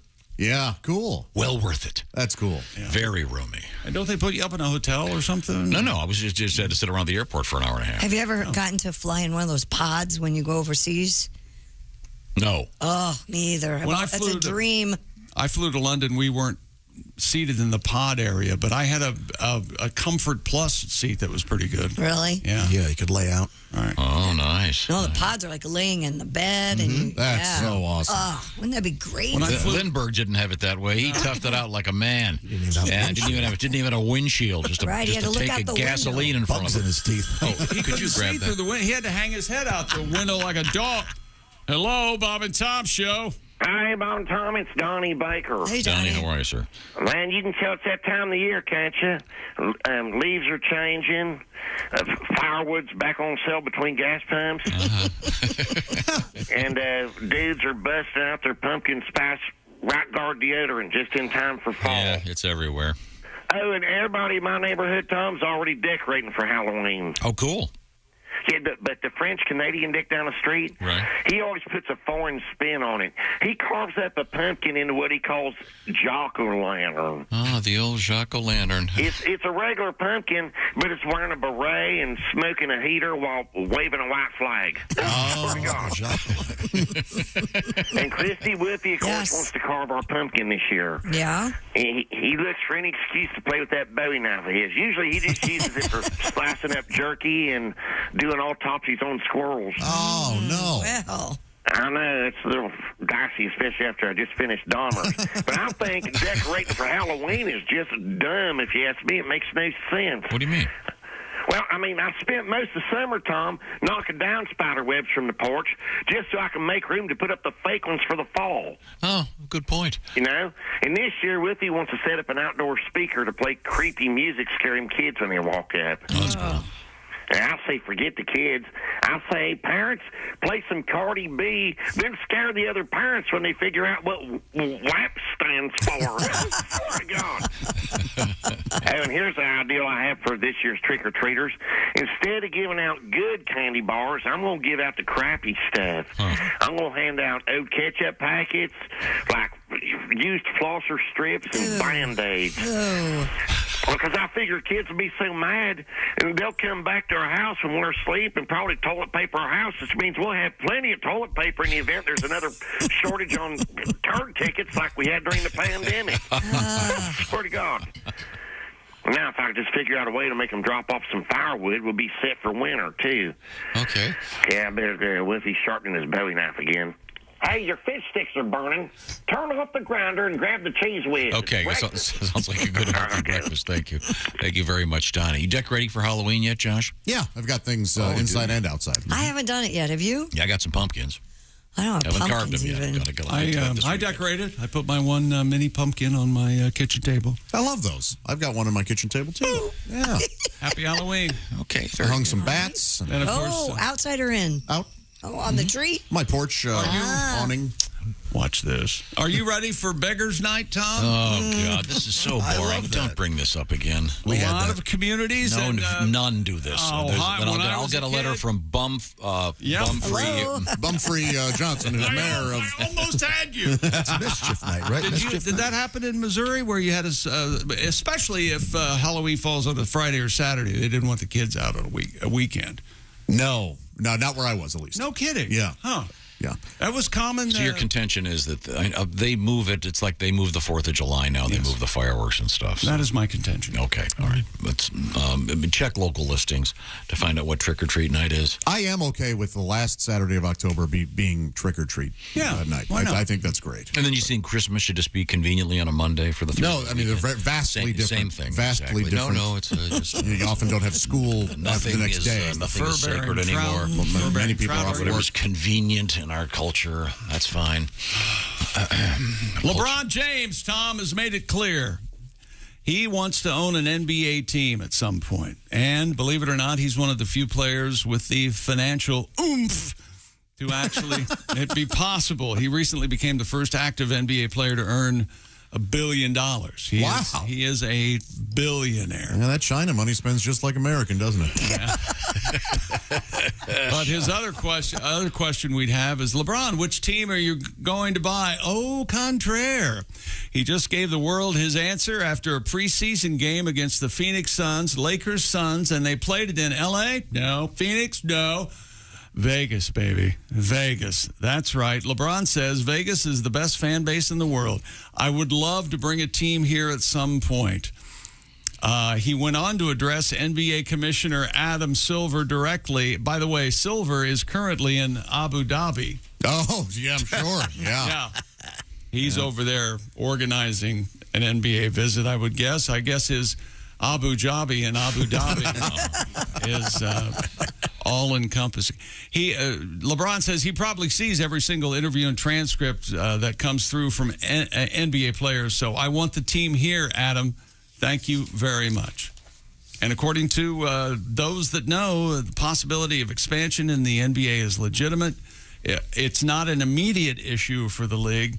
The negotiation of a new TV rights contract is more pressing at the moment. But once that's settled, the league will possibly consider expansion into Las Vegas and, man, I hope this happens, back to Seattle, home of the Supersonics, which would be really, really good for the league if they bring Seattle Supersonics back. Okay. LeBron likes Vegas, huh? Yeah, he likes Vegas. Probably the number one Chinese tourist spot in the world. Handy. Yeah, I think maybe we'll have a couple meetings before we watch the game. Yeah, why not? Yeah. Yeah. What a monster. Blood money. I want to be closer to my money, so let's have it in Vegas. How about that? Hey, look what time it is. Stupid world record. A British gardener has broken the Guinness World Record for the growing of the world's longest leek. That's L-E-E-K. You mean like those big green onions? No, not the Edward Snowden kind.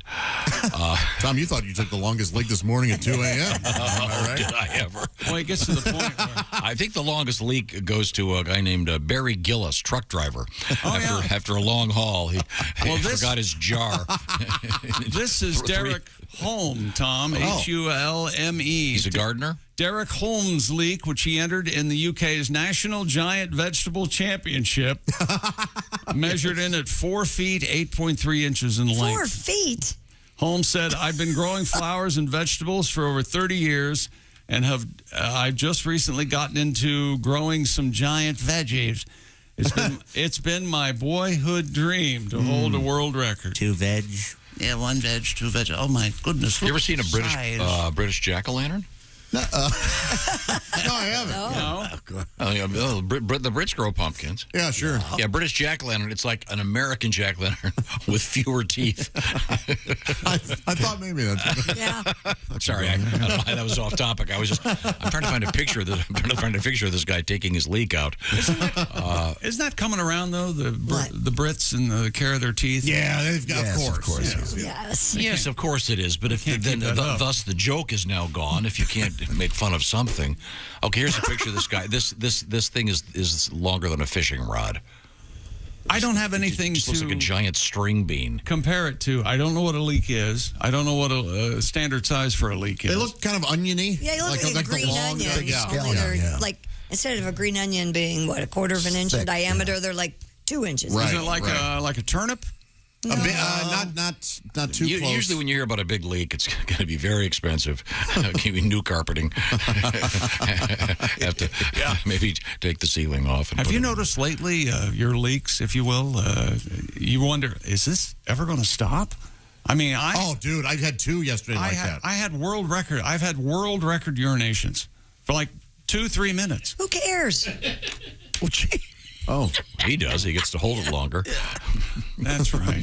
That's right. This would have been a far different song had it been Green Leeks. Yeah, yes, yeah. True. Instead of Green Onions. Have you ever used leeks to cook with? I never had it either, Chris. I've had potato leek soup. Oh, yeah. That was good. Yeah, it was delicious. Have you ever taken a leak in anybody's soup, Tom? No. Take your fly. I am not a monster. I don't do that. Now, coffee, that's funnier. Oh. Can't taste it in coffee. Are you ready? Yeah. Stupid world record. Another one? A 9-year-old is the youngest ever to have a wisdom tooth removed. A 3-year-old? 9. 9-year-old. Oh, sorry. Did I say 3? No, I heard. 9-year-old. A boy in Virginia has earned a Guinness World Record title after becoming the youngest person to have a wisdom tooth removed. Wow. This is a record? When did yours come in? I got mine taken out when I was 16. I have no idea when they... Same here. I need This a is a root good canal 7 years down here. before that. Yeah, I want to but do it. I didn't know they had teeth world records, I guess. The 9s, that's cool for him. Why's that? Why? Still gets the tooth fairy. Yeah. I assume the tooth fairy It's a bonus. pays more for wisdom tooth. Are his adult teeth in at 9? Or apparently this kid. God. Good for him. Ryan Scarpelli of Leesburg, Virginia, 9 how you years. doing? I'm Ryan Scarpelli. You got a problem with it? I'm 9 years and 327 days old. My tooth was removed last year by specialist surgeon Dr. Vigilante. Dr. Vigilante. Wow. This entire story is counterfeited. Yeah, there's no way. I'm sorry. I saw it on the network news this morning. The dentist is named Dr. Vigilante? Oh, that's awesome. There's no other way to pronounce it. Wow. What about it? That sounds like a super villain. He's a good guy. I wouldn't go to a dentist How with you that doing? name. I'm Dr. Alias. Yeah, I got to go. Dr. Vigilante. Just tell me, Robin, is it Dr. Vigilante? Yes, Batman. He's a crusader.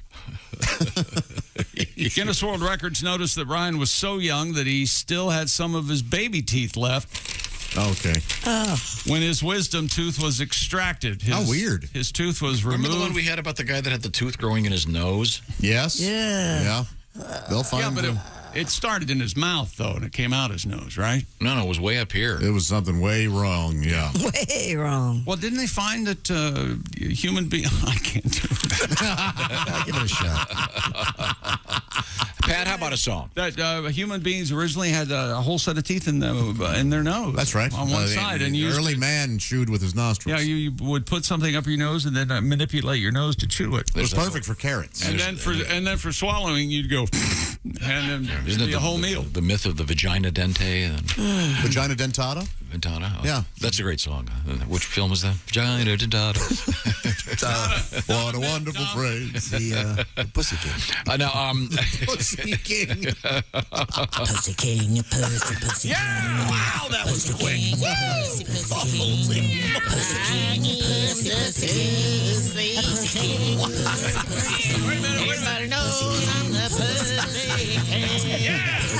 The Pussy King, of course, is the guy that had 300 cats. Everybody knows. Coming up, not a pussycat king, but a queen and king of parrots, and a really cool rescue going on with about 300 parrots in Florida post Hurricane Ian. Oh, kind of a cool story. Hope they have a lot of crackers. A noisy process. Oh, can you imagine the cursing? Now, Pat, we were talking about breakup songs. Mm-hmm. A couple days ago, there's a roster, if you will, of breakup songs that are very popular. And the most popular one is Amy Winehouse, Back to Black. And I had not heard that. Or But Black to Blue. and then and a bunch of songs you've heard. Yeah, Back to Black. That was REO, Time for Me to Fly was another popular one. But there's a great song by Greg Kihn called The Breakup Song, which, as I've said earlier, has one of my favorite guitar licks in it. Love this song. And it's not Joe Satriani. Apparently not, although Joe was in the band later on. Sure he was. But thank you for bringing that. You're welcome. But you have a little tribute to Mr. Greg Kinn about your own breakup song? The bitter breakup song. Okay. Well, my ex got the house and the 401k. What the fuck? She got all our furniture and half my pay. What the fuck? She took me to court, cut me down to size. What the fuck? Now I only see the kids' court supervised. What the fuck? I can't fight her like this anymore. Bitch knows how to settle a score. Oh, she slept with Bill, my best friend. What the fuck? Said I was a 3 and he was bigger than 10. Shut the fuck.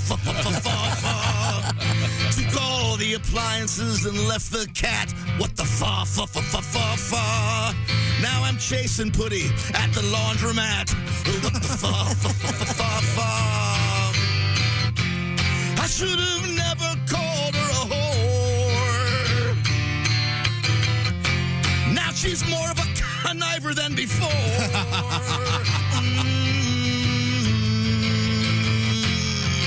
What the fuck?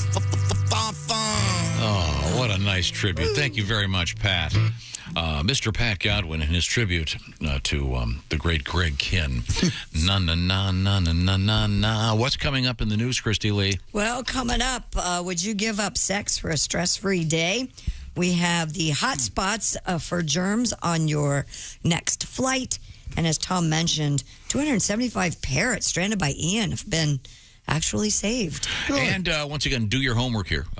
For coming up, a story about a 162-year-old painting. It makes it sound funner if you tell people to join in the Bob and Tom home game. You can see what we're talking about. I like that. Yeah, okay. Funner. Okay, a little bit. It's called The Expected One by Ferdinand George Waldmuller. And it's an old painting. Yeah. But it's got the internet abuzz, and we'll find out why when we come back. This is the Bob and Tom Show. Got a comment? Our email is bobandtom@bobandtom.com. More Bob and Tom next. State law.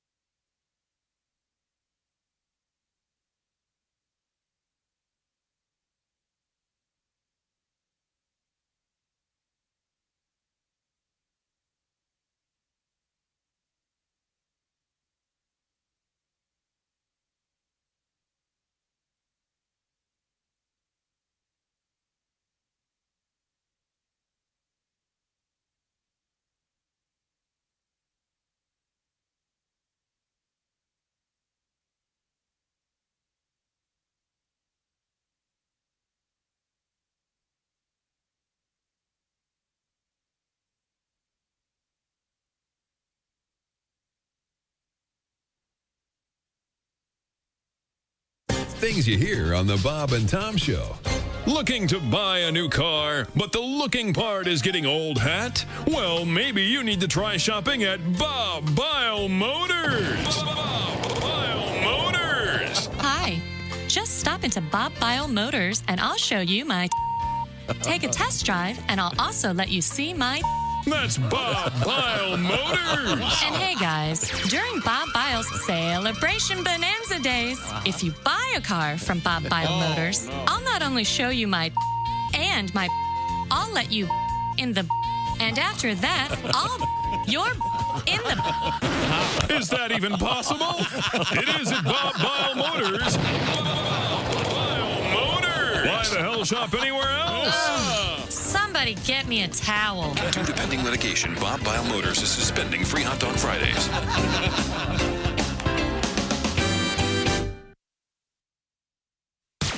You're listening to Bob and Tom 24/7. Don't. The Essential Morning Radio. This is Bob and Tom 24/7. 24/7. 24/7. Hey, Jess Hooker's going to be coming in. We call her Hooker the Cooker. She's very good in the kitchen.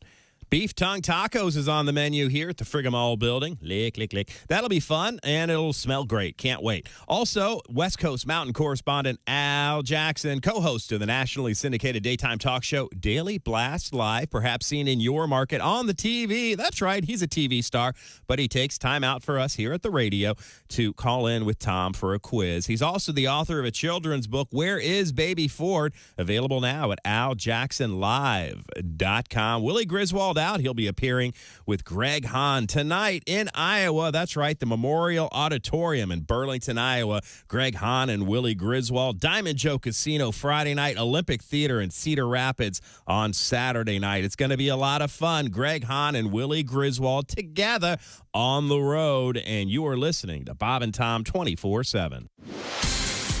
Good morning, I'm Mark Allison. With a look at things you may have missed, 2 boats carrying migrants have sunk in separate incidents in Greek waters. The Coast Guard said 16 of the bodies were young African women. Only 1 was a young man.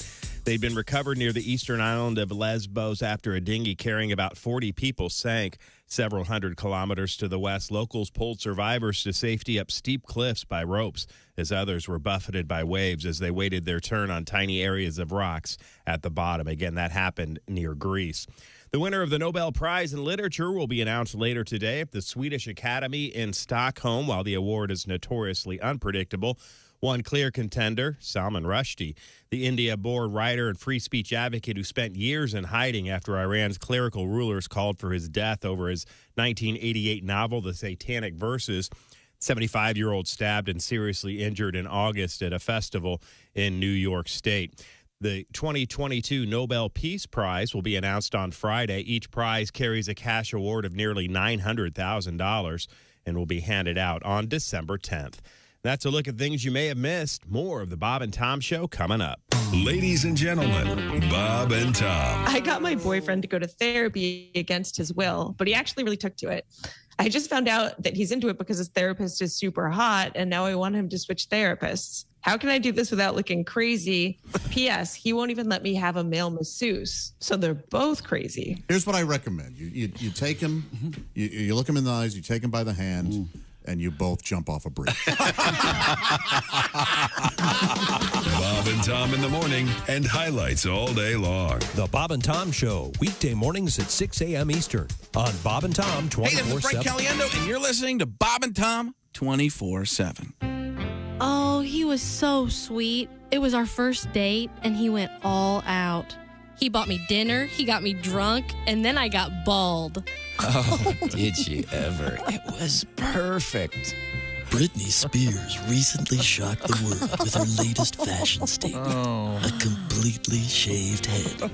Now, to commemorate Britney's new look, Bob and Tom Labs is proud to introduce their new perfume, Bald. B-A-L-D. Bald. A fragrance for today's unraveling woman. She's kooky, she's crazy, and she's getting bald. Tomorrow's my girlfriend's birthday, and she'll definitely be getting bald. What woman wouldn't love to get bald? My wife and I are celebrating our 30th anniversary soon. I thought she'd be thrilled when I told her she was gonna get bald, but she just rolled over and went back to sleep. Okay, almost everybody wants to get bald. Be sure to get some today. Just look for the slick box, and you'll know you're getting bald. B-A-L-D. Bald. This is Bob and Tom 24/7. Yeah, but it turns out I don't sleep well anyway. I've been grinding my teeth. I didn't know I grind my teeth until I woke up. My husband was pouring coffee beans into my mouth. What a weird way to save time in the morning. No kidding, but it's fresh coffee. Hi, this is Nick Griffin, and you're listening to Bob and Tom 24/7. 6. Hey, welcome back to the Bob and Tom Show. Christy Lee at the news desk. There's Pat Godwin in the performance room. I know what you're looking at, Christy, making the yuck sounds. There's Josh Arnold. Hi. There's Ace Cosby manning the track phone hotline, hot phone. Willie Griswold taking a day to explore himself. Willie he worked last night in Chicago, and he's working tonight, Friday and Saturday with Greg Hahn. Oh, that's right. And they closed the highway. That's of course they're working. I'm Chick McGee, and here's Tom Griswold. Tom, here's your beef tongue. And that we're all Jess looking at beef tongue. This is what she's preparing right now. Yikes. That looks like I call that dick parfait. There it is. Yep. Would you say dick parfait is a carefully thought out analysis? It's pretty good. It's horrifying. There's a website. It's two-tone. There's an Instagram account that's called It Looks Like a Dick, and I think I'm going to send the beef tongue to them. I can't wait. How did you find out about that? Did they send it when your picture was on there? Yeah, here's Chick McGee. Yeah. No explanation needed. Just when I start to like you pull stuff like that. Now, we're talking about beef tongue because our cook, Ms. Jess Hooker, is going to be preparing beef tongue tacos today. And, Ace, your criticism already is what? Soft shell or hard shell. And you want and sour cream. You want sour cream. So you want a beef tongue taco supreme. Lettuce, pico. Unbelievable. The man is just sharp critic. Lettuce pico. Isn't that usually said outside a woman's locker room? Yeah. Hey, lettuce pico. Lettuce pico. Lettuce pico. A nice abortion. Now, we have. Thank you for making that something. Yeah, nice abortion. We have Mr. Chick McGee at the sports. Have we completed our sportscast? Yes, sir, we have. I'm only now getting over the picture of this beef tongue. My Lord, that's this is what you farted for. Where we go, whatever you do, always be a good sport. Oh, wait a minute. I got to do one Bailey Zappi. Sorry. Speaking of the NFL and Mr. Bailey Zappi. Yes, sir. Who's now, is he starting now for the Patriots? Is that I believe he is. Yeah. NFL, we have the Bob and Tom Pigskin Pick'em. It's a snap. You got to do it. You can do it right now. Pull over.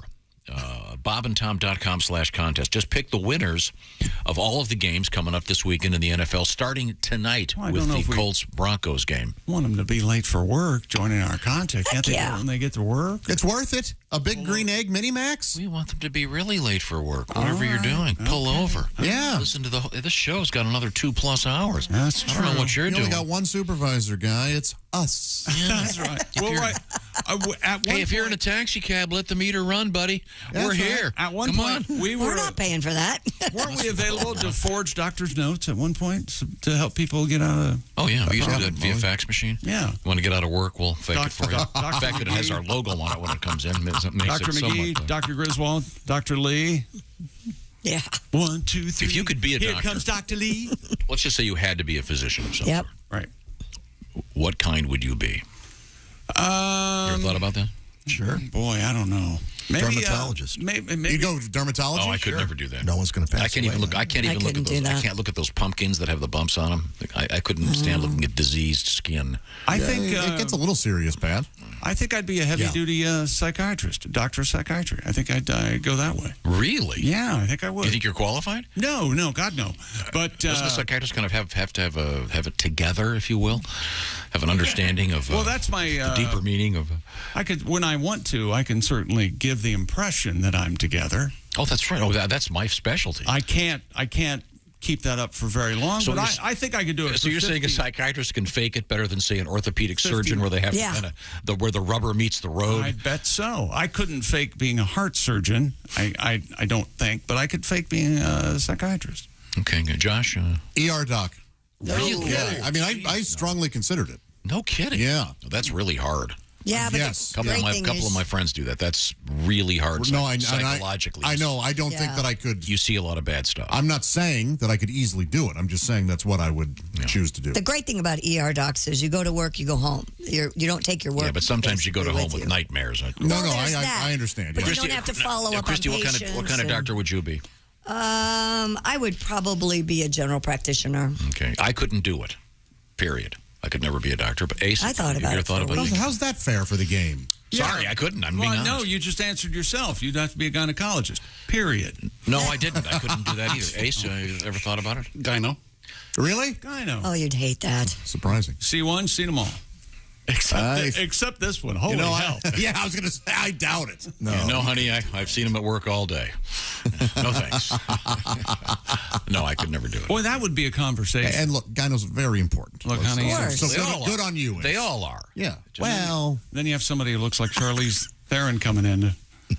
Would you like to take a look? I'm a professional. Except for the next 20 minutes. This is going to feel like intercourse. Wasn't that the MO of one of our... That happened. Yeah. That was over in Illinois. Yikes. A bunch of ladies were getting impregnated by this quack. Oh, God. Now, the important thing to know is that we finished sports. And, yes, it's all over America. A couple of cool stories in sports. Like what? Well, someone offered the guy $2 million. Yeah, $2 million. That's the initial for the ball, offer. Yeah, the Aaron Judge, the judge of baseball. It's number 62. Yeah, the judge of baseball. What is it with you and the Italian accent today? I'm sorry. I'm just. I like it. Having some serious. You had spaghetti last night. Now we have to move forward with the news and some important thing. No, I know what I wanted to get to. I'm sorry. Are you going to pick tonight's game? No. We have the shoe-in coming up. No, my picks are already up. They've been on Instagram since yesterday. Okay, but we'd like you to pick, ladies and gentlemen, you don't have to go against the spread. bobandtom.com/contest. It's the pigskin pick'em to win the beautiful Big Green Egg Minimax, the Rolls-Royce of grilling devices. Man. We'd like you to be part of this. I can't get over looking at this beef tongue. It is. I can't look. I'll be honest. The picture is two-tone, as Tom said. It's. It looks like Dick Parfait. Traditional tongue color, and then it's very black near the end, like a parfait. I have not seen one like that before. I've only seen them where they were all uniform. I bet the back end, the lighter end, is much more tender than the front end. She may not even use that front end. I have no idea. I don't. Or that's the dark meat. I'm not sure I could. I think you skin the taste buds. You don't use those. I don't think. Okay, we'll see. We'll see. And do we have soft tacos for Mr. Picky? You know what? At this point, apparently we have the thumbs just ate, up. so I'm kind of full. If she, oh, you liar! Yeah, if she, I did, Christy. When no one would blame her if she had soft tacos and threw them out the window on her way. Okay. All right. Well, coming up, beef tongue. Also, once again, do a little bit of homework for the show, please. Google The Expected One, a 162-year-old painting by Ferdinand George Waldmuller, because it's become very controversial on the internet. It's a lovely painting. Yeah, we'll talk about why it's controversial. Also, why you don't want to kiss a cobra. Coming up in the news. And I love him. And might kiss back. We'll talk to comedian Al Jackson. Also, a gigantic parrot rescue. Good. In Florida. You mean one gigantic parrot? No, I mean hundreds of parrots. Rescued in Florida from a sanctuary, which is really cool with all the horrible news coming out of Florida. There's some great heroes down there, including in the world of animal rescue.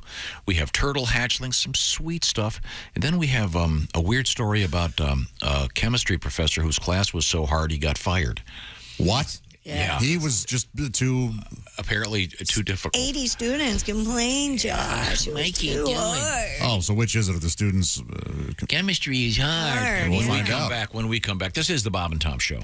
Thanks for listening to the Bob and Tom Show this morning. Catch any part of the show you missed later today on our YouTube channel.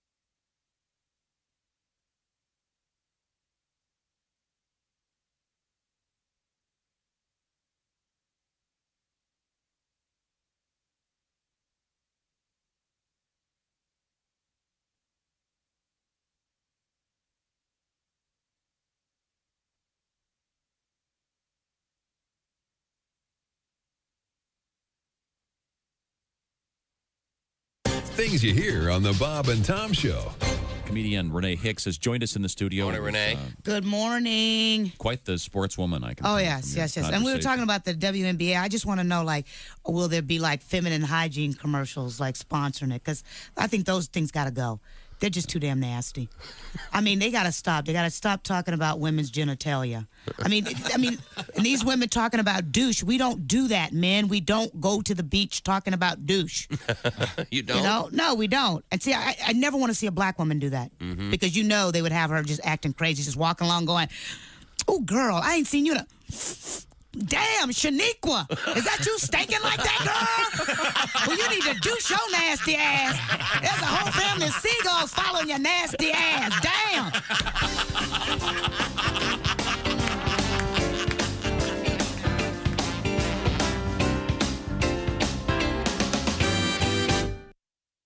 Essential Morning Radio.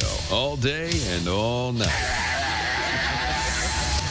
This is Bob and Tom 24/7. 24/7. And a good morning to you. Thursday, October 6th. Thanks for joining us here on Bob and Tom 24/7. My name is Mark Allison. Hey, we mentioned Willie and Greg Hahn on the road tonight, Memorial Auditorium in Burlington, Iowa. But coming up this weekend, thatjosharnold.com for tickets and information. Josh Arnold at the Funny Bone in Toledo, Ohio, coming up Friday and Saturday night. Yes, the return of Josh Arnold to the Funny Bone in Toledo, Ohio. A legendary fail in Josh's life, and he's there to rectify it this weekend. He's got 6 years of action here at the Bob and Tom Show under his belt, and he's ready to retake the stage at the Funny Bone in Toledo, Ohio. I know Toledo's going to show up and support this young man, this young comedian with a dream. More information and tickets available at thatjosharnold.com while they last. And by the way, the following weekend, Saturday, October 15th, you can catch Josh Arnold along with Pat Godwin and Willie Griswold at the Ho Chunk Casino in Wisconsin Dells, Wisconsin. What a beautiful part of the country, especially this time of year. It'll be a great time Saturday, October 15th. Again, the Ho Chunk Casino, the Wisconsin Dells. Pat Godwin, Josh Arnold, Willie Griswold. More information and tickets at thatjosharnold.com. And you're rolling through a Thursday right here on Bob and Tom 24/7.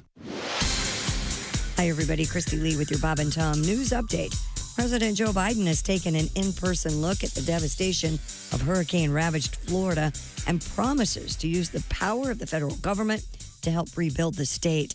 The president was in Fort Myers yesterday to comfort local residents alongside Governor Ron DeSantis, a potential 2024 foe. Biden praised the Republican leader's handling of the storm recovery as both men put politics aside. A Southwest Airlines pilot suing her company, her union, and a former colleague who pleaded guilty last year to deadbolting the cockpit door during a flight and stripping naked in front of her. Christine Jannings says when she complained to Southwest and the FBI about pilot Michael Hawk's actions, the company kept him employed despite his alleged history of sexual misconduct. For its part, Southwest says it has given support to Jannings and would, quote, vigorously defend itself against the suit. And now that it appears the shotgun wedding of Elon Musk and Twitter is finally going through, analysts are trying to figure out how that marriage will play out. One issue still on the table is the lawsuit Twitter filed to force Musk to go through with the sale at the original $44 billion price tag. Even as Twitter says it plans to close the deal, that trial's still on the docket in Delaware, which means neither side has moved to stop the proceeding and could indicate trust issues. And that's your news. I'm Christy Lee. More of the Bob and Tom Show on the way. Think you know your pro football and want to put your knowledge to the test? Then play Pigskin Pick'em every week at bobandtom.com. This is your chance to win a Mini Max Big Green Egg. Just pick the winners of this week's pro football games and you could win a Mini Max Big Green Egg. Head to bobandtom.com/contest and play Pigskin Pick'em. And don't miss the Chick McGee Shoe-In of the Week, Thursdays on the Bob and Tom Show. Good morning, sunshine. Bob and Tom 24/7. 24/7. 24/7. Coming this Thursday on ABC. He's the luckiest guy alive. It's Invisible Dave and his two stacked roommates. What's wrong, Cindy? It's this darn brassiere. It keeps pinching. Oh, yeah. Feeling fine. Yeah, mine's pinching a bit, too. Let's just take them off. Okay. Hello. He's living rent-free and getting an eyeful. Cindy, what do you think of my new negligee? Do you think it fits? Oh, yeah, it looks great. What do you think of mine? He's invisible and insatiable. Gee, Cindy, this bed sure feels lumpy. Boy, that's uncomfortable. Come to Papa. You know you want it. Invisible Dave and his 2 stacked roommates. Followed by the fast-paced action of pro basketball with a moral twist. Meet Carl Goodman, Amish power forward. We have worked together, my friends. We shared the ball with he who was open, and were blessed when 2 points were bestowed upon us. Now we must pray. Oh, merciful God above us. It's Carl Goodman, Amish power forward, right after Invisible Dave and his 2 stacked roommates. Thursday on ABC. Yes. Okay, thank you very much. Welcome back to the Bob and Tom Show, and thank you very much. There's Dear dumbasses. Christy Lee at the news desk. Hey, Chickie. That's us. There's Pat Godwin in the performance room. Hello, Chick. There's Josh Arnold. Hi. He makes his bones at the sidekick chair. Yes. There's Ace Cosby. Hey. Willie Griswold is sleeping in Chicago. I'm Chick McGee, and here's Tom. Willie had a show last night. I'll point this out. Josh has shows in Toledo with the Funny Bone coming up Friday and Saturday. And Jessica Hooker has joined us. Hello, Jess. And I've already assigned Jessica her Halloween costume. Yes, you She's did. very excited about it, aren't you? What? Don't say what it is. No, I Is it- won't. Yeah. Is it legal for you to tell employees what to wear? No. Wait, are you excited, Jess? I am excited. No, he nailed it. And yeah. it's right on. Yeah, he It did. is so Yeah, perfect It for was. Jess. I've never done this before, so it makes Don't sense. even ask questions. No. But do we get to dress up? Are you going to assign us Halloween costumes? If you want. No. It is going to be so. I think it would distract because you'll never get to the level we're going to get with this. Hang on, Have you talked to Amy about the costume yet? No, I will. Yeah, you better. Christy? She's got to get on that. Calm down. You do not have to dress up like Teddy Roosevelt with a mustache and everything. It's okay. No, we're gonna put a survey up. Do you want Christy to dress up as Teddy Roosevelt again? Yes or no? It's a simple yes or no. We don't ask much of the audience, but we're asking you this: who does that here? Who puts those surveys on the thing? Jeff can. Oh, he can? Yeah. Can. Okay, Mr. Oskey, please, can you I don't think she put wants down okay. Wordle and put a survey up? Should Oh, Christy you're dress just up? mad because Jeff got Wordle in 3 today. Uh-oh, and you didn't? Yeah, yesterday I got it in 4. He didn't get it at all. So All right. my streak is currently 70. And it would be longer, but they had a word that wasn't in the English Wait a language. minute. How do you have an existing streak if you didn't get today's? I haven't done it yet. How did they have a word that's not in the English language? Oh, there's some commie that says it's an English word. No, It's was that bow? He got some upset Ivy League professor that about made it up. gawky. Right. And that's absolutely a word. And Chick, you knew the definition immediately. Yes. Yes, you find me any volume where that's been used in a sentence. Gawky? Gawky. She used a lot. G-A-W-K-Y. Yeah, Yeah, gawky. You know that kid who's 7'4" got drafted out of He was a little Gonzaga. gawky. He's gawky. Yeah. He broke his foot. He's gawky. All right. The point is, Ms. Hooker is going to be dressing up. Very excited about You're it. going to give it away. I'm not going to Feel give it away. It's Yes, you are. it wasn't like I said you have to do this. No, he didn't. I just said something to her and she went, that'll work. Do you think that the B team could dress up with this theme? Oh boy. Like Wait a second. We could. There's something we could do. Yeah, I don't want to give it away. Okay. You did Okay. make it kind of a team thing. Right. Now, enough of nothing. Let's get to something. Christy, before I should ask what we're going to be eating later today on the show. Yeah, we're gonna have beef tongue. Oh. No, we aren't. You guys are. I'm looking forward to it, and many emails are coming in saying that we're all going to love it. I've had it before, and I loved it. Yeah, So- I've made it at home before. I started with boiling it. That's how you start. Does it look like that picture? Like So this that's big. the thing. That's why I boiled it first, so that it would be intact and you guys would be able to see it in all its glory. Yeah. Yeah, and Are you going to bring it in then? Yeah, it's in my car right now. It's still in the pot that's semi-simmering actually. But after I show it to you guys, and it is completely boiled, and yes, it is two-tone. It reminds me of like a Shar-Pei tongue. Have you guys ever seen those? Yeah, Like sure. dog tongue? It's The dark. dog, Chinese Yes. dog. Yeah. So after I show it to you guys, I'm going to chop it up and I'm going to saute it a little bit, make it a little bit crispy. crispy, and then we'll plate them. Ace, I'm sorry, I don't have sour cream because that's not how they're traditionally served. They're served with cilantro and red onion. were No, cooking it in the crock pot and then shredding it. But then Tom wouldn't be able to see the tongue. He wants to see needs the the visual. Yeah. Okay. Sounds good. I had no idea that I would react this visceral reaction. Yeah, it's awful. The same thing happened with the chicken feet. I didn't feel that coming, but I don't think I can eat tongue. But we'll find out. Maybe I'll have a little tiny piece. Once I chop it up, and you'll have no And idea if that's anyone what it has is. ever seen the great movie called My Favorite Year with Mark Lynn-Baker, Peter O'Toole, it's a wonderful movie. It's nonstop laughs. But there is a scene in there where he goes, "Don't serve tongue on show day. Show dies." So we'll see. We have plenty of time. Speaking of food, Christy, we have an interesting thing I'd like to get to. In the world of food, a nice press release. Yeah, Culver's bringing back its Curder Burgers this month. Curder Burger? According to the Restaurant Business Online, the cheese curd burger was initially an April Fool's joke, wherein Culver's said it would sell a burger made from a cheese curd rather than ground beef. Whoa. That went viral and generated heavy interest from fans, so much so Culver's has introduced an actual Curder Burger October. Now, Pat, I heard a strum. Trying to amend my meat-eating habits.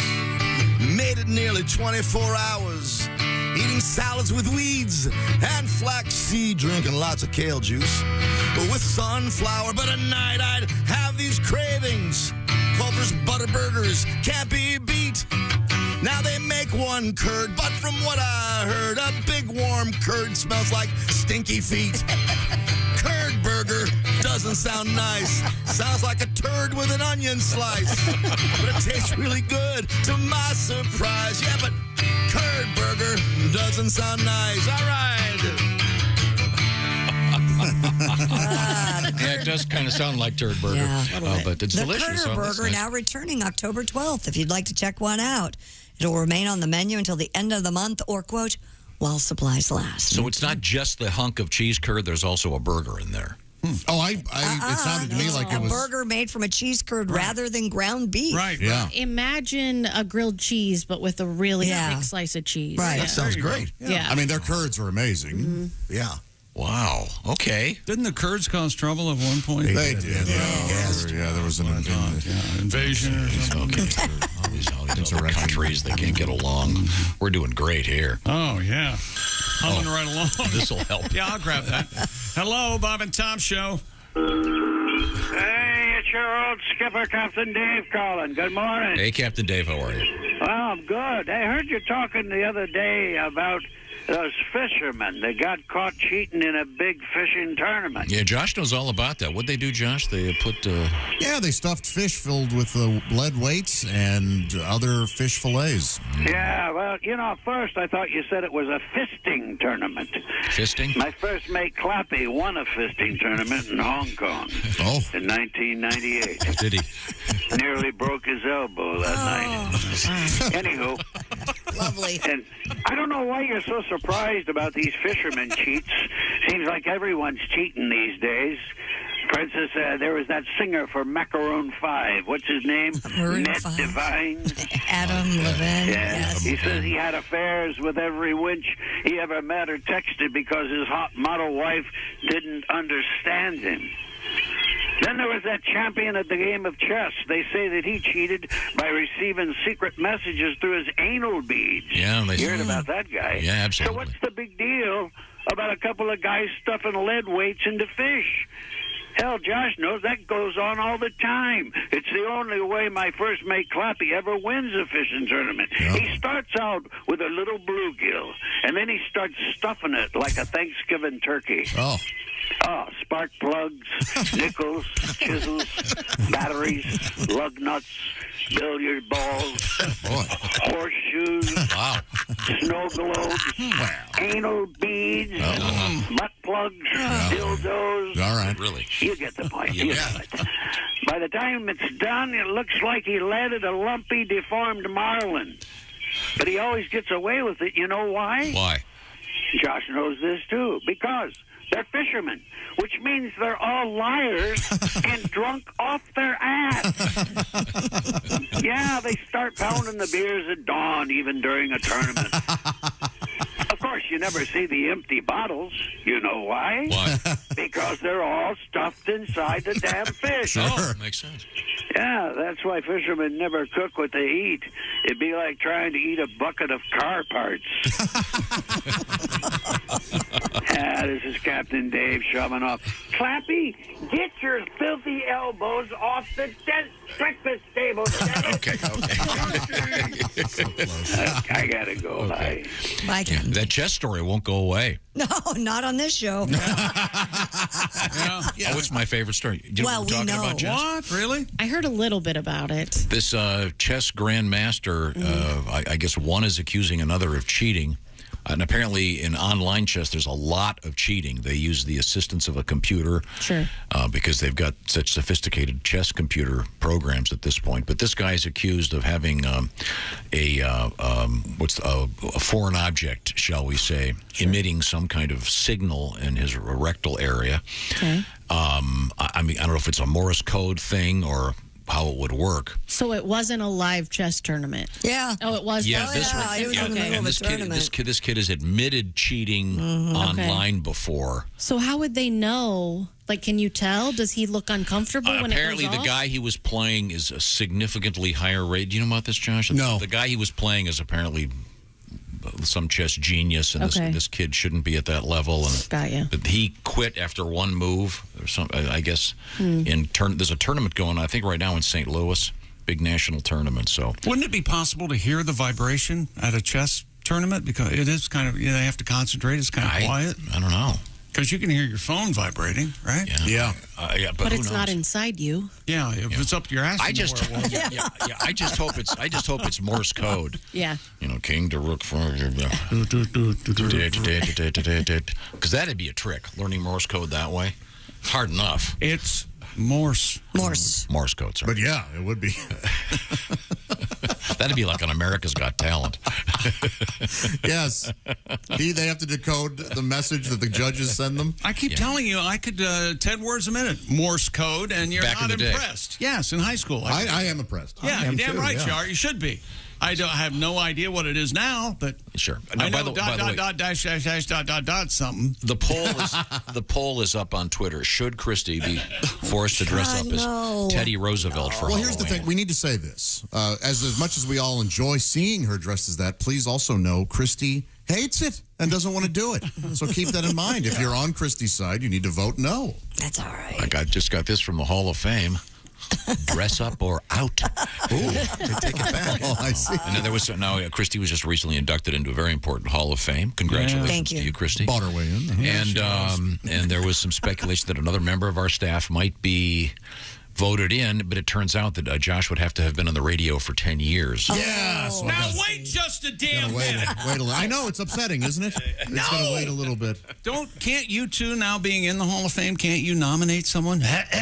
Can't you nominate? Wouldn't that look bad if we did that? No! Who knows me better than you? Yeah, exactly. I think we should do it based on seniority. That would mean Ace would be next. I don't think so. It's close, but I don't think so. When did you get here?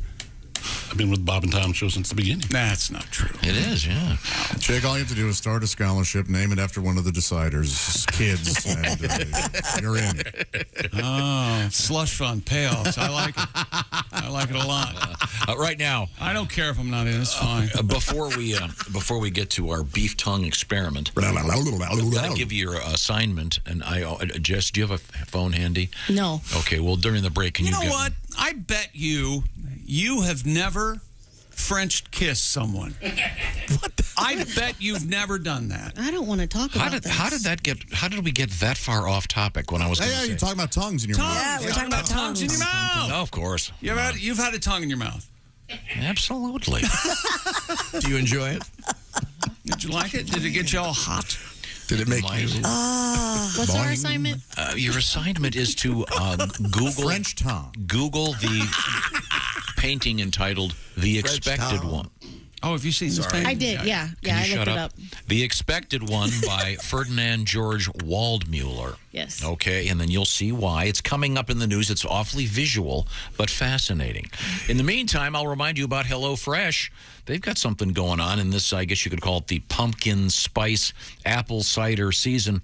HelloFresh goes way beyond pumpkin spice. They've got all kinds of seasonal stuff and good old-fashioned comfort food. Whatever kind of food you're into, they've got it. How does it work? They do the shopping. We're talking about all fresh ingredients. They do the measuring. You put them together with these great recipe cards that tell you exactly how to do it, so you can become a great host. It's like you have your own little restaurant right there. And they've got a bunch of stuff that they call quick and easy. So treat yourself to gourmet meals. Pick up some cooking skills along the way. Right now, it's the new limited time Harvest Dinner Series. Some nice seasonal recipes with helpful video tutorials that you can follow to do it. How about that? Entering the digital age at HelloFresh. Also, they've got vegan recipes made without animal products of any kind on the menu every week, if that's what you're into, or good old-fashioned comfort food.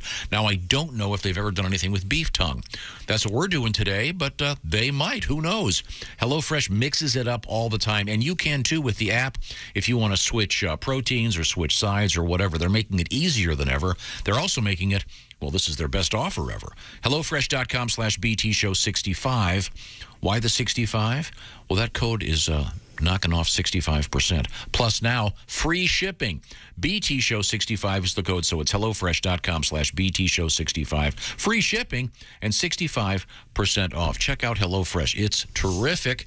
Coming up, once again, we've got an old painting in the news, and we've got Al Jackson up next. Comedian. This is The Bob and Tom Show. This is Bob and Tom 24/7. Comedy, guests, Bob and Tom exclusives. And it's here on the internet. Bob and Tom 24/7. Good morning, Thursday, October 6th. Jess Hooker and Hooker the Cooker. Beef tongue tacos on the menu. And you can catch more of Jess Hooker and Jessica Alsman, Willie Griswold, Jason Hofsetts on the Bits and Pieces podcast, where they dive into the Bob and Tom archives and discuss some of their favorite bits and pieces from the show. I was a featured guest at one point, so you can check that out. Mark Allison, Mike, Mark, whatever. Hello, good morning. I believe it was May 21st, 2021. That Josh Arnold podcast, Josh discussing fun topics. You might learn a thing or two. And the Bob and Tom Show Extra podcast, a little extra something for you, weekday afternoons at 3 p.m. Eastern or so. bobandtom.com/podcast to download for free. Did I mention free? Let's spell it out together. F-R-E-E, free. bobandtom.com/podcast. We put it up there for you to have a little extra Bob and Tom content in your life. After the show, you download, you listen, you have fun, you go down that wormhole, you re-listen. Next thing you know, it's Friday morning and the Bob and Tom Show starting all over again. That's why we call it Bob and Tom 24/7. I'm Chick McGee with your Bob and Tom Sports Update. Thursday night NFL action. Two teams struggling to adjust to their new veteran quarterbacks. The Colts 1-2-1 with Matt Ryan under center, and the Broncos 2-2 with Russell Wilson. Denver hosts tonight on Amazon Prime. Major League Baseball, the Los Angeles Dodgers finished with their 111th victory to become the National League's winningest team in more than 100 years. Clayton Kershaw turned up for the postseason with 9 strikeouts and beating the Rocks 6-1. Trey Turner hit a tie-breaking 3-run homer in the 5th for the National League West champions, who finished 111-51 to become the National League's winningest team since the 1906 Chicago Cubs. Major League Baseball, other winners in the National League: Pittsburgh, Arizona, the Mets, San Francisco, the Cubs, and Miami. And American League winners: Baltimore, Oakland, Cleveland, Texas, Minnesota, Seattle, Toronto, and Boston. And in interleague action, Houston beat the Phillies 3-2. And the owner of a sports memorabilia auction house says he's offered $2 million to that fan who caught Aaron Judge's American League record 62nd home run. J.P. Cohen, president of Memory Lane in Tustin, California, told reporters on Wednesday he has texted and emailed Corey Humans, who caught Judge's milestone shot Tuesday night at Globe Life Field in Arlington. I'm Chick McGee, and that's your Bob and Tom Sports Update. Things you hear on the Bob and Tom Show. This is exciting. Thank you very much for being here. You're on the Albert Brooks Show. And what is it you do for a living? I do radio, actually. Really? Yes. You do radio? Yes. That's incredible. So that's exciting. All right, we'll be right back. Come on! You do radio. This is a television show. Nobody cares. Help me out. You go back to your table. You have a life. My career's in the toilet. And then big smiles. Welcome back. We were kidding off the air. She's a killer, this one. So you were telling me before that you do radio. Yes. That's exciting. What do you do actually in radio? I do news. You do news? Yes. Really? I'm a newsreader. You are a newsreader. Yes. I didn't know. That's Yes. great. We'll be right back. Come on! You read the news.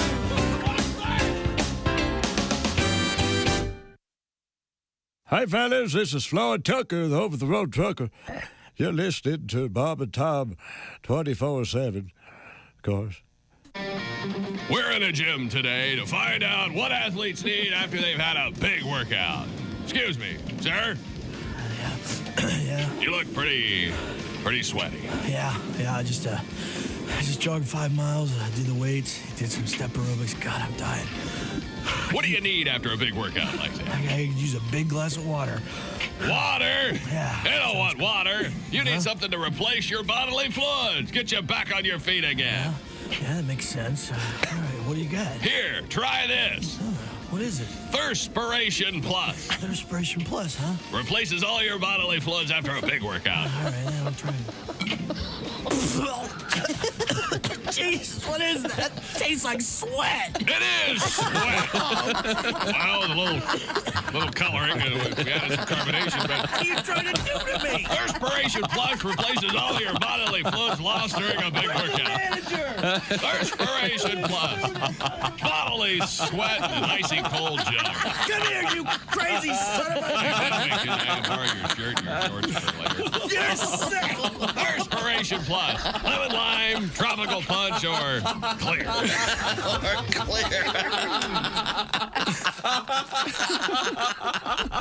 Can I borrow your shorts for later? Bob and Tom 24/7. We're talking with comedian Rick Schrader. I'm a stepfather, too, which I've been for a few years now. And if you're not a step-parent, you don't realize the warmth and rewards that you get for the warm, loving feeling. And it's, I hate you. Okay, here's some more money. You're not like my real dad. That's right. You can find me.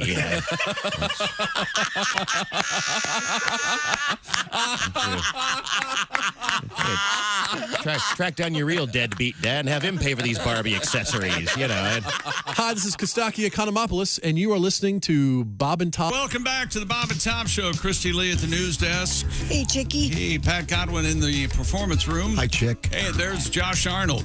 He's all set up over there at the sidekick chair. There's Ace Cosby. Hey, buddy. Manning the track phone hotline, hot phone. Willie Griswold out partying. I'm Chick McGee, and here's Tom Griswold.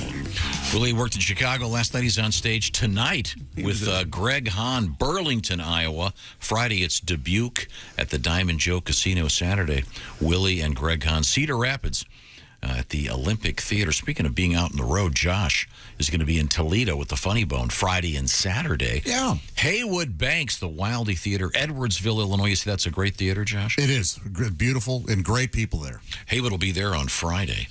Now, a couple quick letters here. Before we get to our guest, we're going to hook up with... there he is. I see him right now. We have as our guest, it is... oh, what the hell? What, are you shooting guns today? What's the deal? I was going to say, it looks like he looks like Jim Bronson from the TV show Then Came Bronson. You know how I am with my tinted lenses. Come on now. You're looking good. It's comedian Al Jackson from DBL, Daily Blast Live. Real quick, Al, we have Jess Hooker here, and she is preparing beef tongue tacos for us. Yes, I am aware, and I am proud of you guys for being adventurous. I don't know. I don't know if I could do it. I lived in a predominantly Mexican neighborhood in L.A., and the real Mexican spots and the real Mexican taco trucks, they had beef tongue tacos and they had cabeza tacos, which was brains. Oh. So, Jess, I appreciate you doing this for them. I'm waiting to see how they like it. Now, have you eaten cabeza tacos or? I have not. I don't. Tongue tacos. I can't now. I did have bull testicles. When I was here in Denver, there's a place that specializes in like wild game here. So I had rattlesnake. I prepared bull testicles, which they taste like chewy onion rings. Huh. Yeah. Well, no, I got this letter from a guy. Kevin grew up on a farm. And he says they're delicious. This is a beef tongue. He goes, do you remember an episode of Sanford and Son with beef tongue? Fred was seated at a table making out his bills while cooking beef tongue. After making out the check, he would lift the beef tongue out of the cooking pot and use it to lick the steak. So we'll see how the beef tongue tastes. In the meantime, you are doing great on the TV. The Daily Blast Live, and occasionally they let you put on your comedy hat, but you got to do a lot of serious chat on that.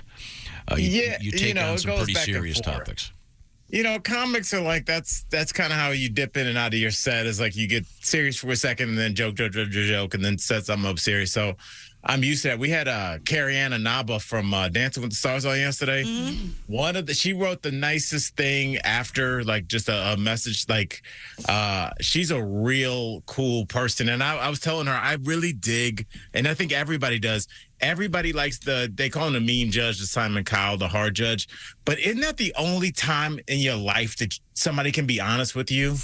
Because they don't have to go home with you or anything. They're like, yo, you should not, this singing is not for you. Or you're really good and you should work on this. But everybody's good job.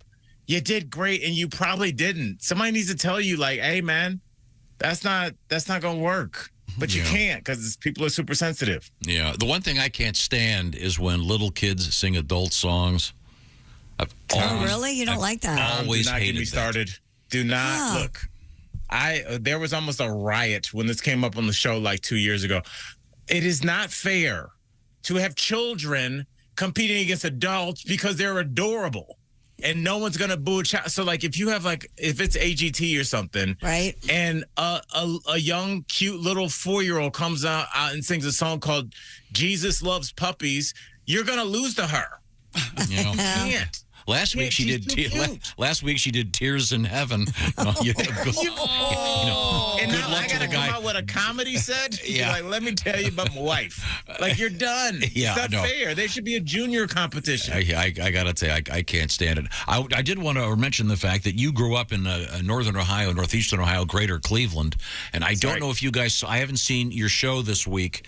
Did you guys talk about the Lake Erie fishermen cheating? Absolutely. That was on my homeboys group thread as well. The cheat and did you also see the poker cheating as well? Yes. Yeah. And then you probably didn't talk about the chess cheating where it's alleged the one guy had anal beads in that we absolutely did talk about that. and if you're gonna cheat after 17 orgasms is what I say. Oh, that was a little window into Al's private life. Listen, it's all biology. I don't know. I don't even know how those. Well, I guess I get how they work. But can you put them in? Can you install them yourself? I thought that was the only way you did it. I mean, yeah. How a partner, right? A partner usually does it? A friend does that? I mean, you can do a little reach around. You watch some of the videos Al and I have seen. There is sometimes a partner involved. Oh, okay. I don't know anything about it. No, I mean, you say like, oh, use your hand, but like, does your hand reach like that? Don't you have to get... I assume you need some kind of tether like when you're surfing. Otherwise, well, on your wrist. I've said this many times. That area is a vacuum, and it will suck anything in. It'll be lost. But what we're talking about is this chess master is alleged to have being signaled somehow. But I wanted to get back to this fishing thing because it's kind of in your hometown, and Josh is kind of, I guess, well versed in the world of cheating in these fishing competitions. No, I'm just fascinated by it. No. But I'm saying you know a lot about it. You've been reading about it. Yeah. Was there something specific? Well, yeah, I mean, there's a lot of money at stake. A ton, yeah. And these guys have been accused of this sort of behavior for a few years, and this is the first time they've actually been caught. And during the judges finding out what they were doing, didn't they have to be escorted off the grounds or something? Because not necessarily, but the guy said, "Hey, you're out of here." And by the way, none of you other guys touch him. Nobody touch him. Just let him go. Yeah, Josh, I was going to add. I would think the escort would be like we don't want you to get your rear end kicked in before you get to your car. Yeah, I mean that because my question, Josh, to you is.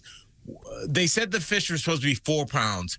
These guys added weights that were another 4 pounds, which was double the size. Why wouldn't you just kind of, if you're going to cheat, you don't take the steroids that have you looking like, a WWF wrestler in 1986. You take the good steroids that are just like the A-Rod kind. You're exactly right. So like, why wouldn't they just do like a small weight, like one that was like 0.8? Why would they go all the way to? Why would you double the size? It's gonna be obvious, right? They must not have realized how poorly the other fishermen were doing that day, and so they overcompensated. So you're saying you want to go with like the Lance Armstrong steroids, where you still look pretty good, don't have too many zits on your back, and your balls are more or less the same size.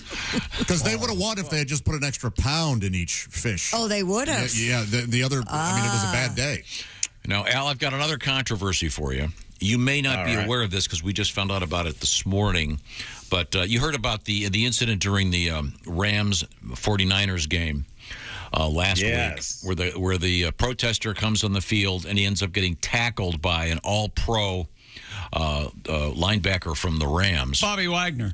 And now that guy has gone to the police. He wants a police investigation of his assault. Your thoughts?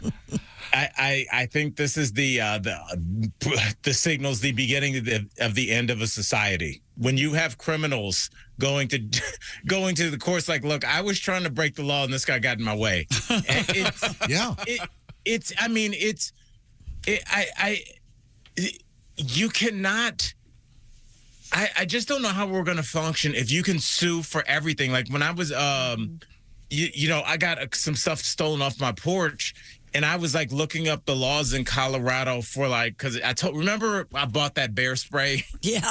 Because I wanted to light that woman up the next time she came to my crib. And I was going to light her up. It'd be worth it for her to steal whatever she did just for me to run my own personal experiment on bear spray. So if you sprayed her with bear spray, Al, if you had sprayed her with bear spray and she ran into the street and got hit by a truck, You'd be liable. You'd probably have some liability. Yeah. So many, there are people that have broken their ankle, running away from doing the porch pirate stuff, and you can sue. The rules in Colorado are, even if the person is in your home, but if they're running away from you, as you would maybe hope, you still cannot. It's called the Make My Day law. We name our laws after Dirty Harry movies. Yeah. But that's shout out to the old West for that one. Wow. But you have to there's still rules when a crazy person is currently in your home. You still need to follow the Archbishop of Queensberry rules. Well, it's crazy, and so this guy's suing.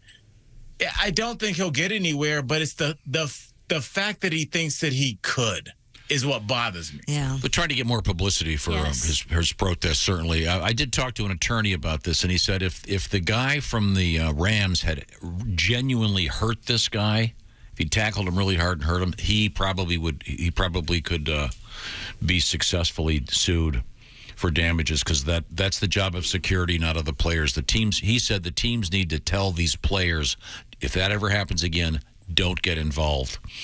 So my question was this, Tom. He ran on the field with a smoking. Yeah, it could have been a bomb. How do you know what that was? It was something to make color, but how do you know that's not a Molotov cocktail or something? I would just be I don't know what this. Monica Seles, remember her? She got stabbed by that crazy fan. Mm-hmm. You don't know what somebody's gonna do when they run on the field. I just have to sit back and hope Security guard got injured because of this guy. Yeah. I thought it was a gender reveal. Yeah, could have been. That's what chicks say. It's a girl. Well, hey, we got to move forward here. Al Jackson's kind of look like Al Jackson's goal on this show is to educate me in the world of slang. By the way, Al, I heard one today that I was not aware of.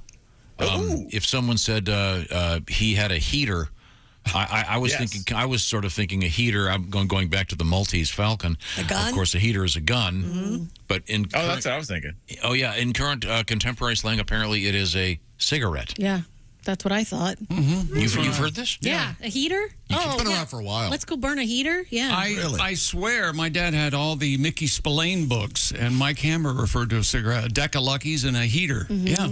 I thought a heater was a gun. It's both. I always thought it was a gun. But don't get confused. So did I. Unfortunately, he blew his head off. He thought it was a Marlboro. Okay, we could have done the math on that one without you explaining. Okay. Never mind. All right, Al Jackson, do you have a word for me today? Yes, Tom. Let's just kind of keep with that theme. Tom, what's a Lucy? A Lucy? I have a daughter named Lucy. That's what it is. A lovely daughter Tom's named Lucy. Let me think here. Lucy. Does it have something to do with light? Because the word Lucy. It's loosely associated with it. Yes. So is it like hey, give me a Lucy? Yes. Does it have anything to do with the famous television program with Lucille Ball and Desi Arnaz? No, you were hot and now you're walking away. Okay, but you were burning hot before. Give me a Lucy. So is it something that you would give to someone then? Obviously, or you could buy. Oh, you can buy a Lucy. Depending on what neighborhood you're in, definitely. Especially years ago, for sure. Okay, is it an upscale neighborhood or is it more of ghetto-ish? God. It is big in the city. In the city, okay. We are. What? People know what I'm talking about. Come on. I think I know what do you think it is, Pat? One joint, maybe. Only one cigarette? Yeah, I thought it was one cigarette. One cigarette? Yeah, That's right. Yeah. Yeah, you could just buy like one cigarette at a time. A Lucy. And it also, like, I've heard that with certain places, you could just buy like one beer out of the 6-pack. Right. So it's LOOS. Like I Lucy. get it. Yes. Now that's big in the bars. Yeah, they the used to have bartenders bars. will sell you a cigarette for $10 when you get real drunk. Whoa! It's up to $10. Oh yeah. Oh yeah. It was $1 when we were buying cigarette of your Lucy's. life. And is this and this is a tobacco cigarette, not a Yes, just a regular tobacco cigarette. Pardon me, sir. Do you have an extra cigarette? You wouldn't say that. You would say, "Hey, got any Lucy's, man? Yeah. There you go. Perfect. Got any Lucy's?" I'll give you $1 for a Lucy. Yeah. Okay. Now, if you have Tom, so let's hear you use it, man. well, I don't smoke, but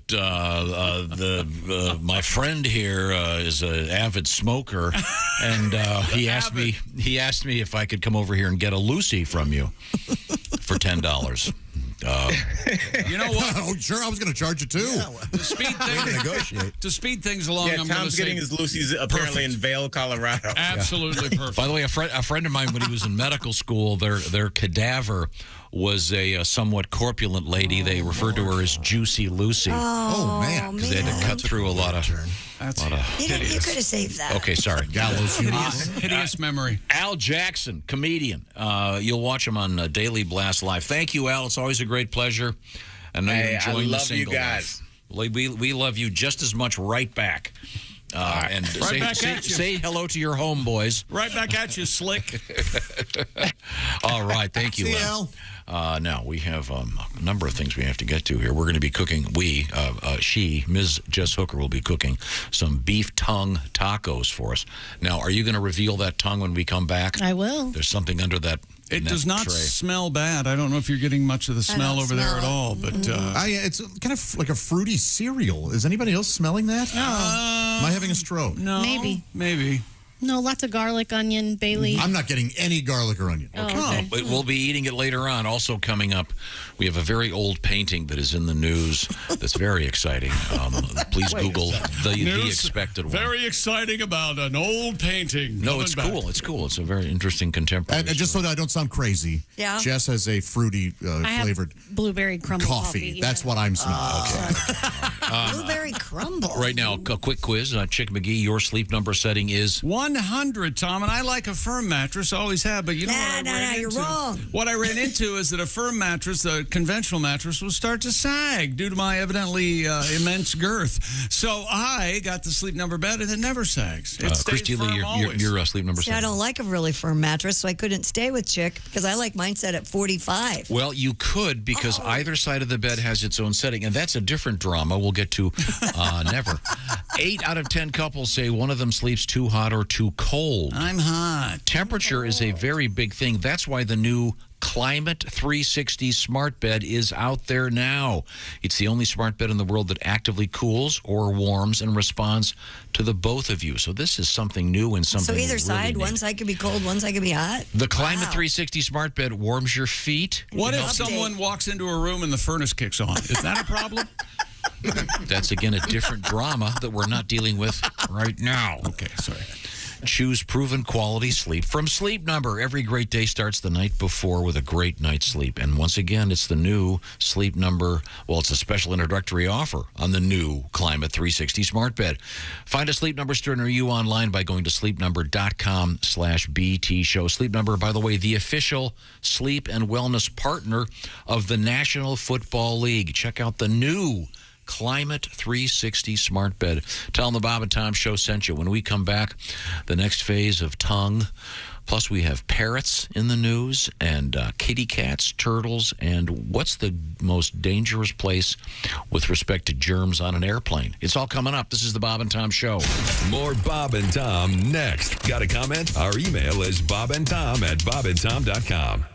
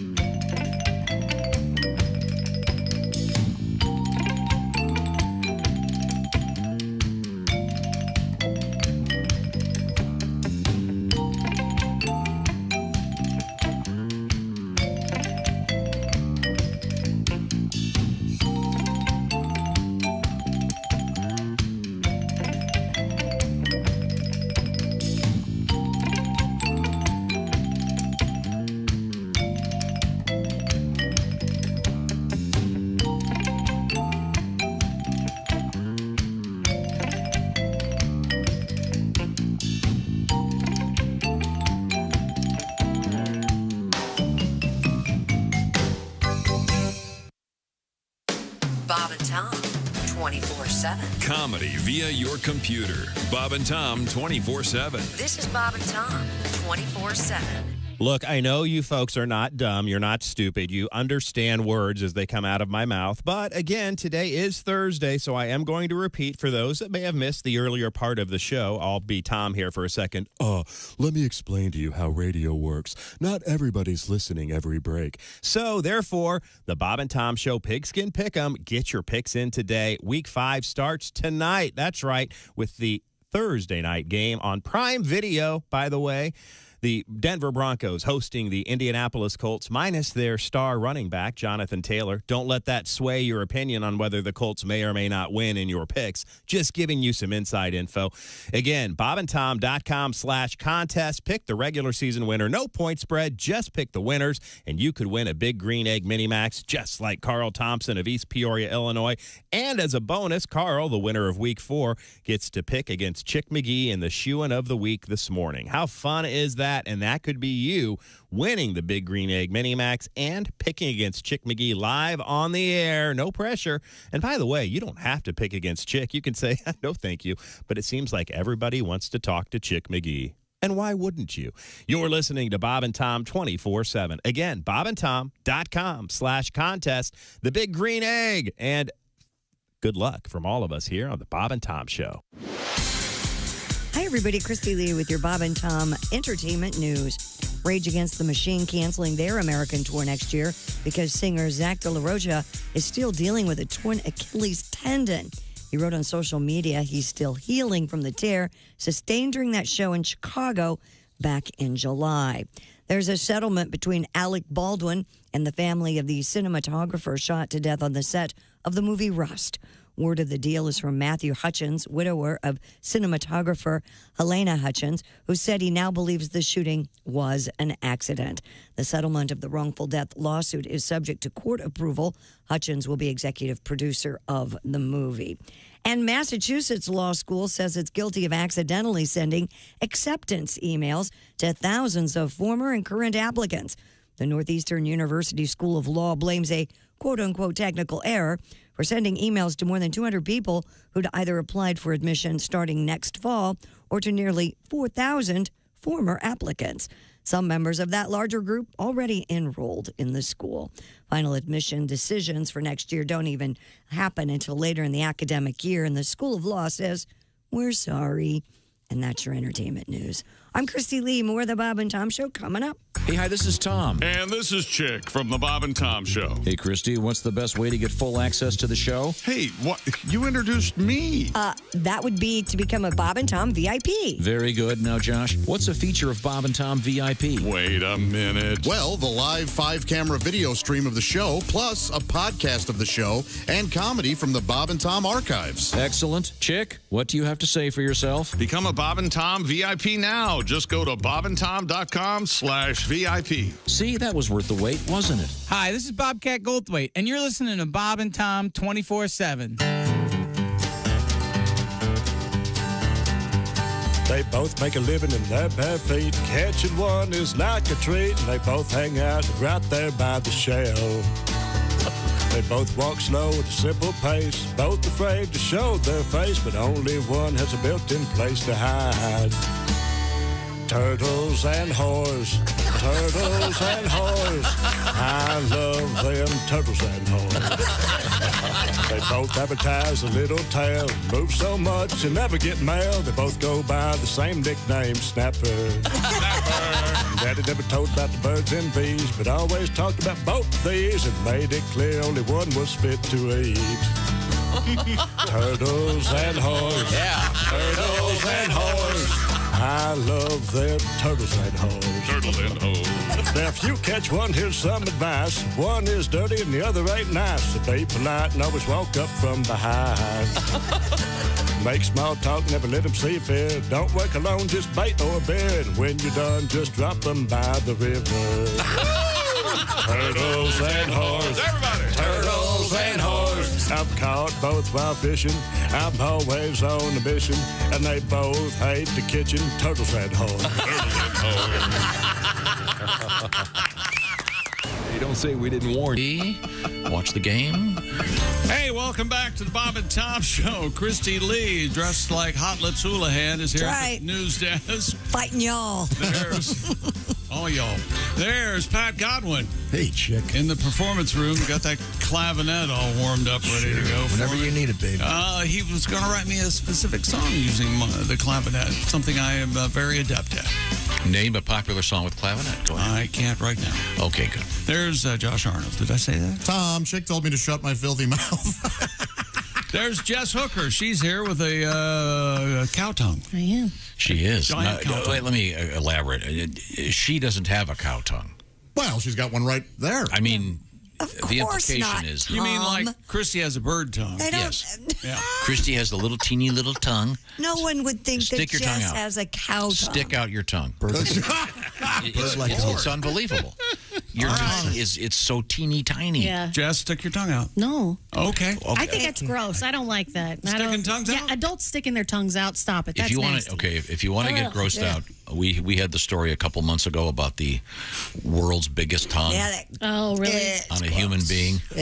Was it a girl or a guy? Would they have to talk like this to get a really big tongue? I think they had two categories. I think they had male and female. Yeah, there are two. Oh, okay. There are two records. It's Wow. It's very hard for me to communicate. I mean, it looks like the guy sliced a bowling ball in half and put it in his mouth. It's really gross. Yeah. But you have a bowling ball. Yeah, it's this big. You mean a bowling pin? No, bowling ball. What the hell are you talking What a about? You cut it strange in half. reference. That doesn't make sense. It looked like an oven mitt. Yeah. There you go. Could we get back to the... Sure. Hi, Ace. How are you, buddy? Good. I have a question. Sure. Is it for me? Yeah. Okay, go ahead. Are there other animal tongues that are edible? That's a good question that I don't have the answer to. But if we could do a tongue series if we want to. Just all wondering. the tongues. We hear about How come Bob and Tom get all the big awards? Oh, well, the tongue's here. You know, We always hear about the beef tongue, cow tongue. Cow We don't hear tongue. about goat tongue or Or pig tongue? Yeah, I don't know. I'll do some research. moose tongue. I'll find out. I'll be at the farmer's market this week, and they have all of the extra stuff usually. Wow. That's a lot cheaper than the desired meats and cuts. What's the place in China that serves bat tongue? Oh, Wuhan Diner? Oh, yeah. Okay, good. That place is... No, bat I tongue. believe I saw that on... So are you guys ready to Good see this eats. thing? Nope. So now you have... What have you done? You've taken a beef tongue So from the yeah, store. this morning I woke up around 4 and I prepared the tongue and boiled it, and I wanted to leave it as much intact as I could before we ate it. On behalf of the show, I'd like to apologize. You had to get up just for the beef tongue. Can we That's see okay. it, please? Yeah. Oh, boy. Oh, boy. Can I hold it up? I'm- So if yeah, you're can watching you- on YouTube, you'll be able my to see Lord. this thing. The root of it is quite Actually, gnarly, you know isn't what? it? I'm going to use my hands. Oh, Lord. We have some rubber gloves in the other room. If you I'm want. okay. I'm not worried. What about us? Okay. Yeah. Oh, there it is. Whoa! Oh, come on. So obviously, Come on. this is the tongue part. What was weird was that when it was thawing, it I was think kind I'm of gonna like throw up. it kind of was falling out of the bag, like around the bag, so it was hanging off of one of the shelves. And it's Like it was quite, thirsty. It's quite But right now phallic. it's very hard. Like it's pretty. Like I can't bend this. Yeah, right? It looks like what's the guy's name? Lexington Steel. Lexington Yeah. Steel, the porn Yes. star. So yeah, this is you can feel the taste buds, and then in the back, the same way when we would stick our tongue out, you can see the taste buds that are in the back. This is obviously where it attached to the right. to the throat of the cow.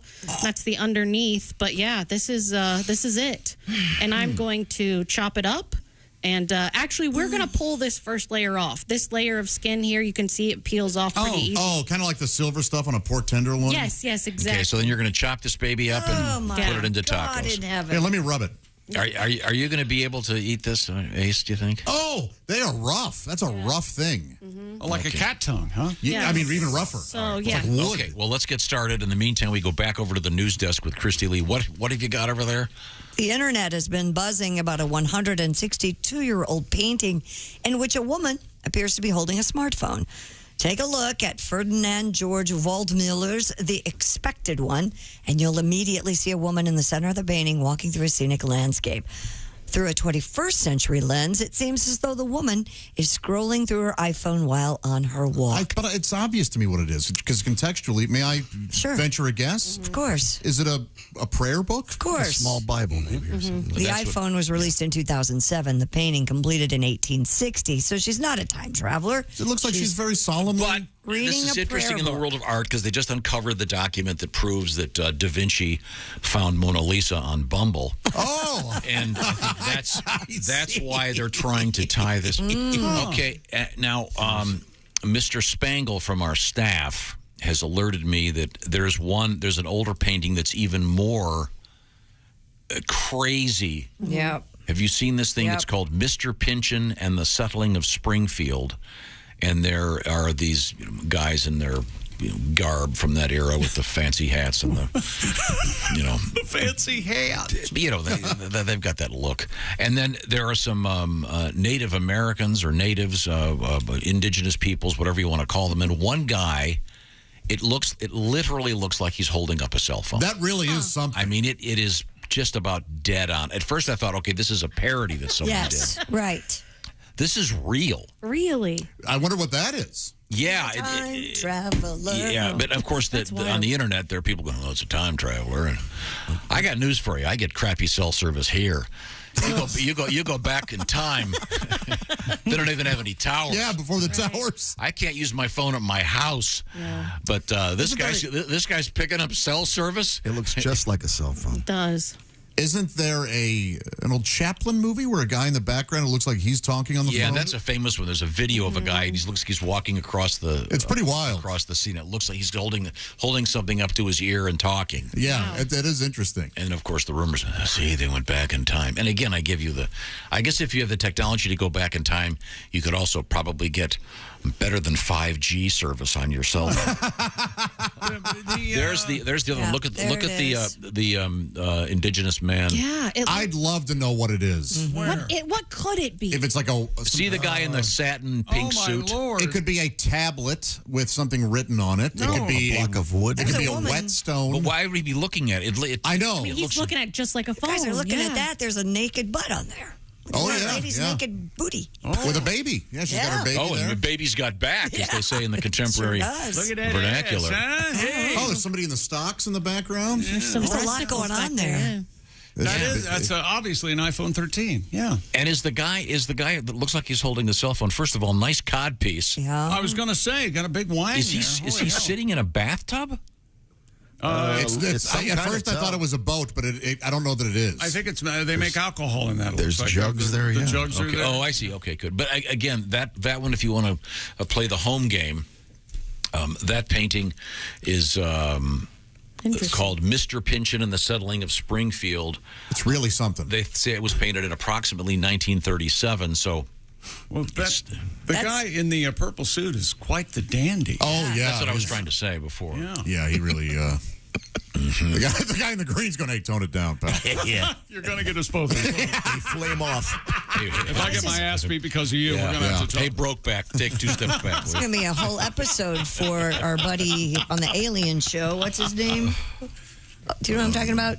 George. Ancient Aliens? Oh, yeah. Ancient Aliens, yeah. See, the George aliens Norrie. were here. Okay. Well, in any event, they're kind of fun. It's kind of weird. Oh, my God. What is that? Oh, that's... Oh, my God. That's my dad. Never mind. But the other painting is called The Expected One, and that one's really it's a beautiful painting. It's lovely, lovely. And but this woman looks like she's absorbed in her phone, like you see someone every day at lunch. Well, you don't talk about the guy stalking her. They got Van Morrison. Oh yeah, in the foreground. Yeah, you didn't see the tiny guy stalking him? Yeah, stalking her. Is there a song about this? No. Oh, okay. I'm just talking. Okay. Oh, I'm sorry, Pat. I also thought you were leading into a Van Morrison parody. Yeah, I thought he looks like Van Morrison. Right now, I want to remind you the NFL season is up and running tonight. It's Colts Broncos in Denver, and this NFL season, every Westwood One NFL broadcast streams live for free. Monday games, Thursday games, Sunday nights, Sundays, Thanksgiving, Christmas, all of them. The international series, every postseason game, you'll find it on the NFL app on WestwoodOneSports.com via Westwood One station streams. You can also ask Miss Alexa if she would kindly open Westwood One Sports. It's the NFL. It's on Westwood One. When we come back, we're going to be talking NFL and the shoe-in of the week and more. This is the Bob and Tom Show. Hey, thanks for listening to the Bob and Tom Show this morning. Get a look at today's show on our YouTube channel.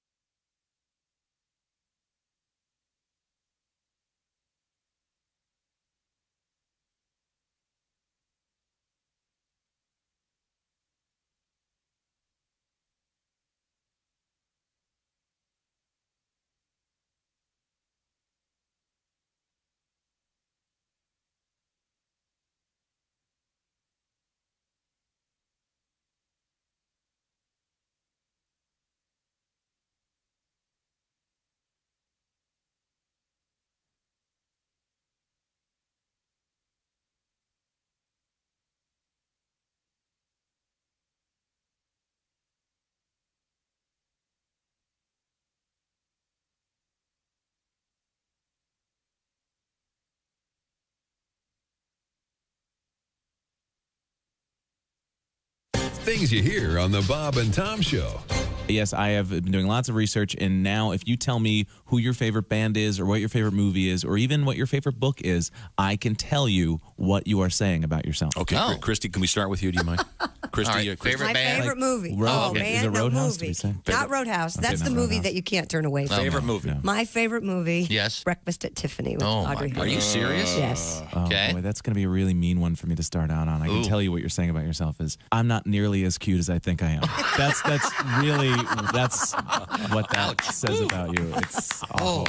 Okay. It's okay. I'm sorry. not. I hate to start off on such a mean note. I got you. No. How about your favorite band, Christy? Say Michael Bubble or Can I whatever. say the hell. Maroon 5? Sure, Maroon go ahead. 5? Yeah. Okay. If your favorite band is Maroon 5, what you're saying about yourself is, man, 10% off every purchase? This Gap credit card was the best decision ever.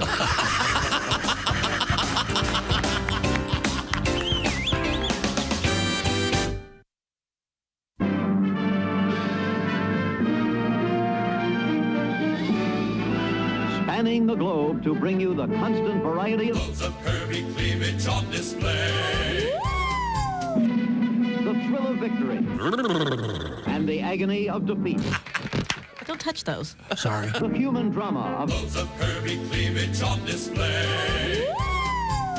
this is The Bob and Tom Show. No shoes, no shirt, no talent. Oh, that must be my cue. Good morning. I'm Mark Allison. No talent here. Willie Griswold out today. Is he just taking the day off because he doesn't feel well? No. Is he taking the day off because he said, Dad, I'm tired? No. He is working on the road tonight with Greg Hahn. He's traveled to Iowa to entertain the fine folks there at the Memorial Auditorium tonight in Burlington, Iowa. Greg Hahn, Willie Griswold, and that act stays together all weekend long. Friday, October 7th at the Diamond Joe Casino in Dubuque, Iowa, and then Saturday, October 8th, the Olympic Theater in Cedar Rapids, Iowa. Greg Hahn and Willie Griswold, the Iowa Tour, all weekend long. And again, next weekend, Saturday, October 15th, the Ho Chunk Casino in the Wisconsin Dells.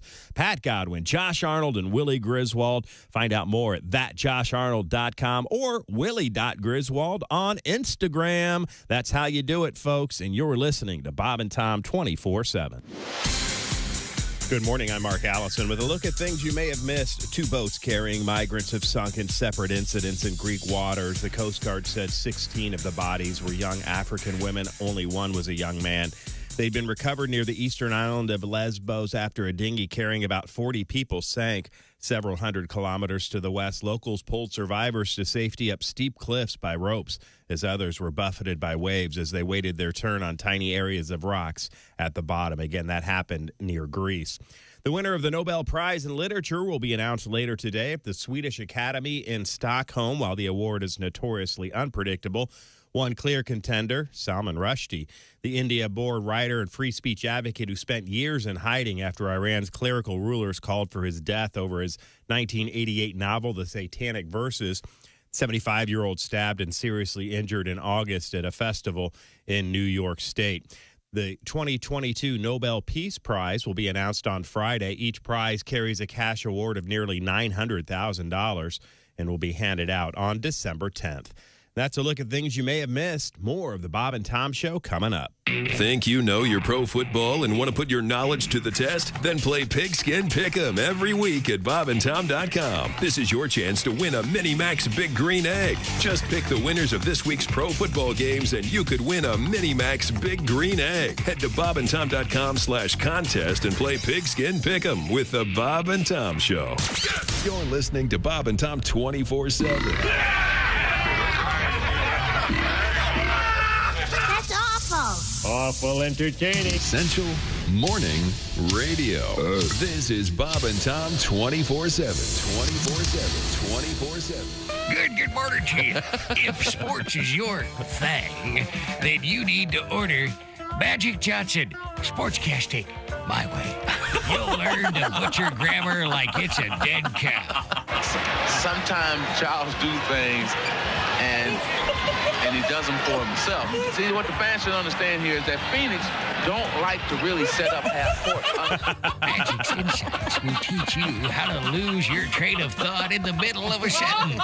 You know, he's amazing. Every time he does something crazy or something Nobody can abruptly switch to a completely different thought like the Magic Man. He's one of the best. If he get his feet set, hey, look out. And then also, he's having a good game. He had a good first game. Contradictory thoughts in the same sentence? Like magic. Kevin stumbled because his leg gave out on him in a sense. And so it's not 100% that leg, but he's doing, he's playing really well. He's not like he's favoring it at all. Magic. Angler. Dan Marley is continually to help off of Byron Scott. To get Magic Johnson sportscasting my way, call 1-800. Oh, get it out of here. Hey, everybody, this is Jimmy Pardo. You recognize my voice from the show and my face from television. You are listening to Bob and Tom 24/7.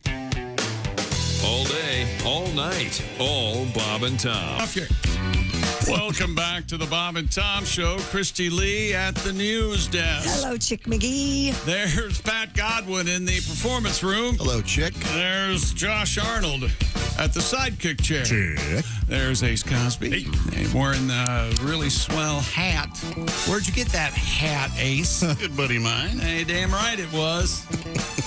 Willie Griswold is taking a day off because Daddy said he needed some rest. No, because he would rather do stand-up than be here with us. Hey, that 10 minutes is tough. I'm Chick McGee. Wow. He is, Willie is in Chicago, did stand up last night. He's working tonight in Burlington, Iowa with Greg Hahn. That'll be a great show at the Burlington Memorial Auditorium. Friday, it's Dubuque and the Diamond Joe Casino, and then Willie and Greg. Cedar Rapids, Saturday evening. While I'm at it, Josh Arnold returns to Toledo. Oh, yeah. Revenge is sweet when served cold. He's going to kill everybody. It's Toledo, Ohio. What? He's going to kill it. Thank you, Tom, but I'm not going to. Tonight and tomorrow.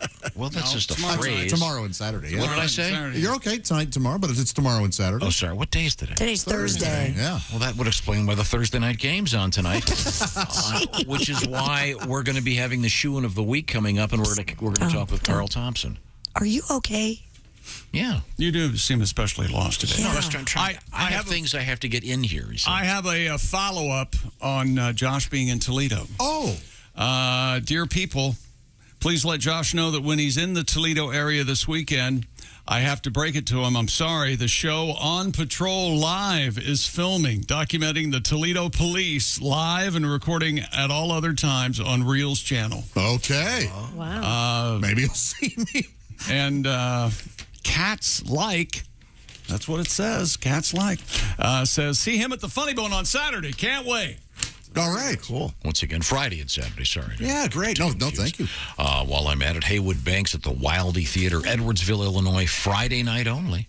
Now, we have asked our chef, Ms. Hooker, Jess Hooker. Yeah. She's taking the skin off the So tongue. I just wanted to show you guys real quick. It's beef tongue. It's beef tongue, yes, and that's what I'm getting ready. I'm waiting for the pan to heat up so that I could sear it for you guys and make it tasty. But you have to peel off that first layer. No. And remember, of the tongue. It looks like one of those lambskin condoms. I was going to say like a rug, like a like a cow skin rug. Like a cow skin rug. Yeah. But Maybe it doesn't remind you of a condom. It is very tough. dinner dombers. Yeah, and turns out the taste buds don't come off with this. The taste buds are still on there, right, guys. but they're So a when little we cut 'em softer up- now. Yes. Did you Softer hear now. what Pat Godwin just said? What'd he What'd you say, say? Pat? It looked like dinner at Dahmer's. Oh. This does. This Dahmer thing is very big right now. You think? And there's a couple points of view that are interesting.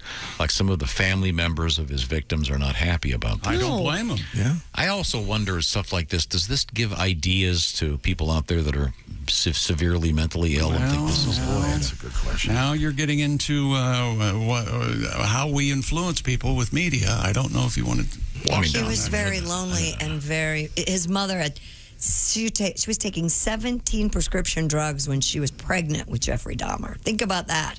Yeah. That may have, and she would never allow anyone to touch him unless he was getting his diaper changed. Well, and also I would say to you, Tom, that I don't think we have to worry about anything because Dahmer was, as I understand it, he was made fun of at work endlessly about masturbation and adult cinema, and evidently he had an eating problem at one point. So I wouldn't. Apparently, that's all true. I wouldn't. That is true. By the way, has anybody seen my raccoon carcass I was working on? Yeah, I didn't know you were such a wonderful taxidermist. Yeah. Have you watched the first episode? I have not. Yes. I have. I have. I know you hear this a lot, but it is disturbing. Is it really? The 6th episode is the absolute worst thing. You'll never get through it. You've gone through 6? I did not get through the whole 6, thing. but I've heard a lot about the 6th episode. Do they take it all the way to the end? And by which I mean his end? Yeah. Yeah. Okay. Yeah. It's based on the true story of Jeffrey Dahmer. And I guess Based on, and that's the key. It's not all true. Evan Peters plays Dahmer, and I guess he's amazing. He is. So it's very creepy. Kills it. Yeah. Okay. Now Cooks it. We are once again going to be eating beef tongue, and thanks for bringing up the Dahmer thing. I was hesitant to eat it. Now I'm really getting antsy. He didn't want people to leave him. This guy said we would always eat cow tongue on my grandfather's birthday in his honor. All right. you were going to say on my grandfather's grave. Well, there's a really bad part about this. The first part of this letter. Well, what is it? What could be worse? Well, his grandfather was the oldest of 9, and he used to tell him during the Depression he had to become the head of the household, and they would buy cheap beef scraps, including tongue. So on his birthday, now that he's gone, they still eat it. They eat beef tongue with creamed peas, dinner rolls, and horseradish sauce. It's the most delicious meal of the year. Great. P.S. writes Dan, leftover tongue and cheese sandwiches are the best. Okay. I thought he was going to say because he was one of 9. Each year they would eat one of the kids, is what I thought he was going to say. What the hell's wrong with you? It's unbelievable. A Swiftian proposal. Could we get back to the news desk, please? Christy, that's your cue. A New York University chemistry professor claims he was fired after students complained his class was too hard. According to NBC New York, Dr. Maitland Jones Jr. was fired earlier this year after 82 of his 350 organic chemistry students signed a petition claiming Jones was responsible for their failing grades. Wait, isn't organic chemistry supposed to be hard? Yes. I was going to say, one of the many reasons I'm not a doctor. Organic chemistry. Yeah. Right. NYU has since released a statement saying that there were multiple student complaints about Jones's dismissiveness, unresponsiveness, condensation. Oh, I used to sweat.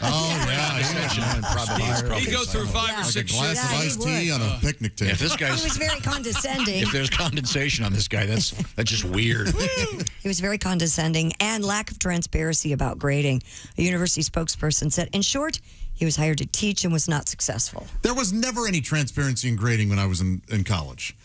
I would write a paper and I would get it back and go, why the C+? Well, that's what you got. Well, I think it was probably the pizza stains and the...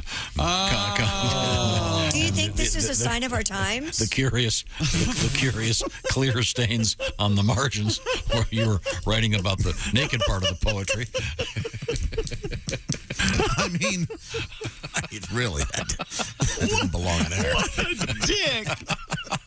I was just telling you how it drove Jeffrey Dahmer mad, and now here you are. I'm so sorry. No, do you seriously think this is a sign of the times that? Yes. No, I think this guy's generational. I think it is generational. As hard as organic chemistry is, it is impossible. It's kind of a hurdle. Yeah. It's a sort of a thing you have to. It's kind of for most medical students, I think it's a thing you have to do to get accepted into medical school. Right, so not all 350 of those kids are supposed to pass Get them that out. class. You don't want them being your doctor. I did ask a doctor friend of mine about it, and he said, yeah, I took organic chemistry. It was the hardest course I ever had, and I've never once had to use it in my entire career as a physician. Right. But it's sort of a rite of passage. OChem, don't they call it OChem? Isn't that? I never got that far. The closest I'll ever get to it is going to Whole Foods. That's about as organic chemistry as I can handle. I got through chemistry 101 or whatever. That was as far as I got. It's not easy. No. Here's a totally off-topic question. On the TV show Breaking Bad. Yep. Did they have a on-set chemist? So was all that stuff real? It would probably have to be. I think it is. Probably based in reality. But do they have to be careful not to give Right. The secrets of how to make meth and.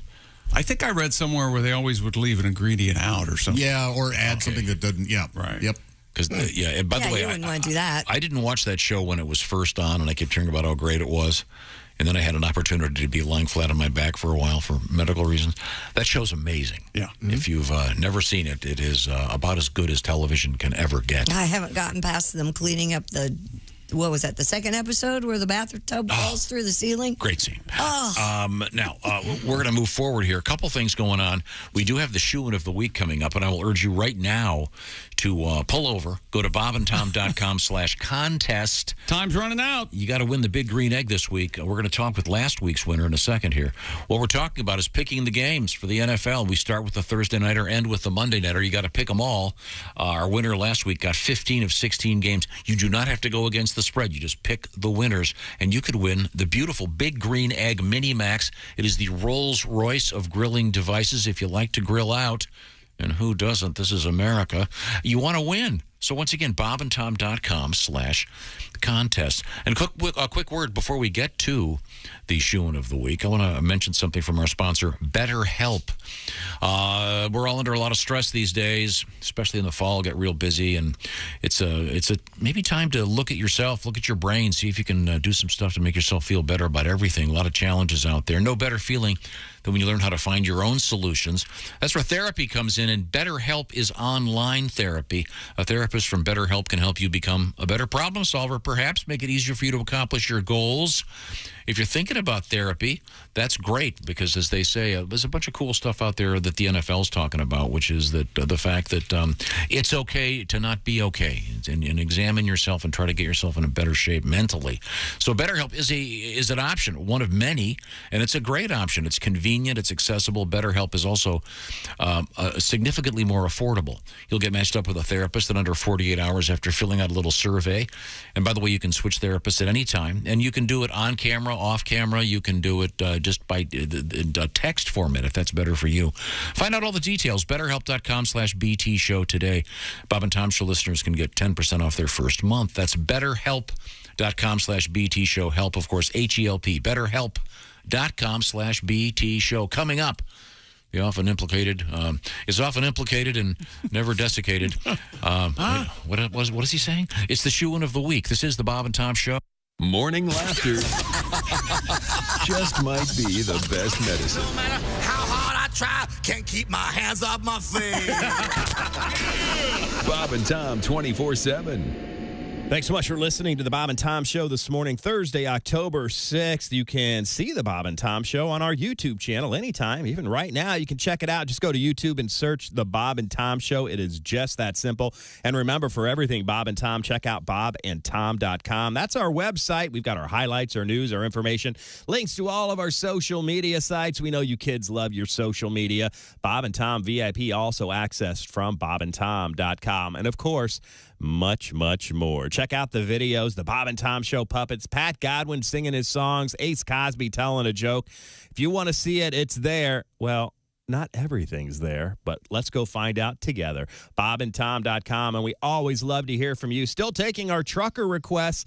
Bob and Tom at bobandtom.com is how you reach us. We love to hear from you via email from all over the world. The fans love us, and we love you. Bob and Tom at bobandtom.com. Hi, everybody. Christy Lee with your Bob and Tom News Update.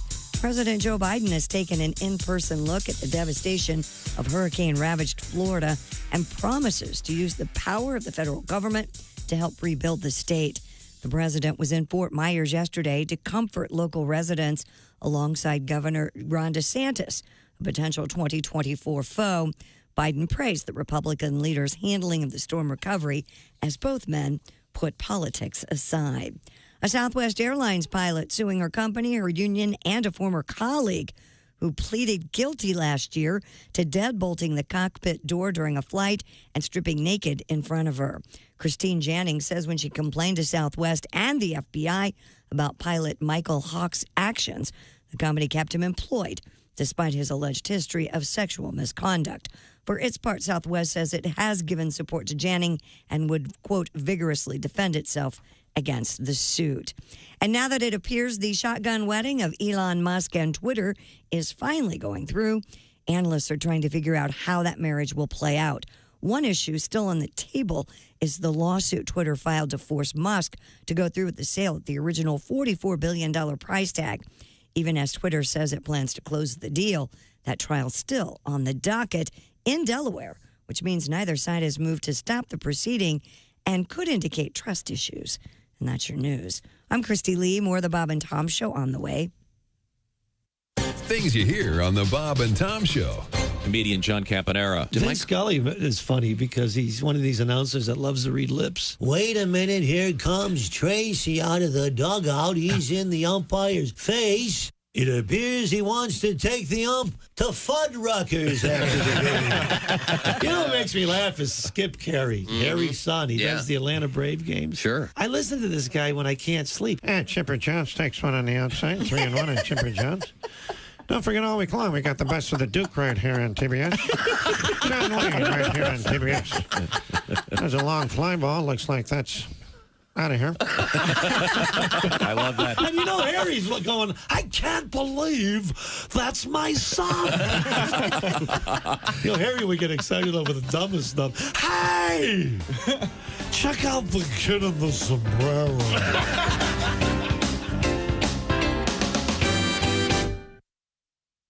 Ladies and gentlemen, Bob and Tom. We go trick-or-treating, and if you tricked us by trying to give us a Zag Nut or one of them stupid fun-sized bars, there was hell to pay. If you did something really dick-like drop a popcorn ball or a toothbrush in our man, you definitely find a sack of flaming turds on your porch. I swear to God. Oh, and our official turd provider was my buddy Ryan's dog. Oh, what kind of dog? It's one of them bull mastiffs, Tom. Oh, wow. No, I've seen him fill a jack-o'-lantern before. Bob and Tom in the morning and highlights all day long. The Bob and Tom Show, weekday mornings at 6 a.m. Eastern on Bob and Tom 24/7.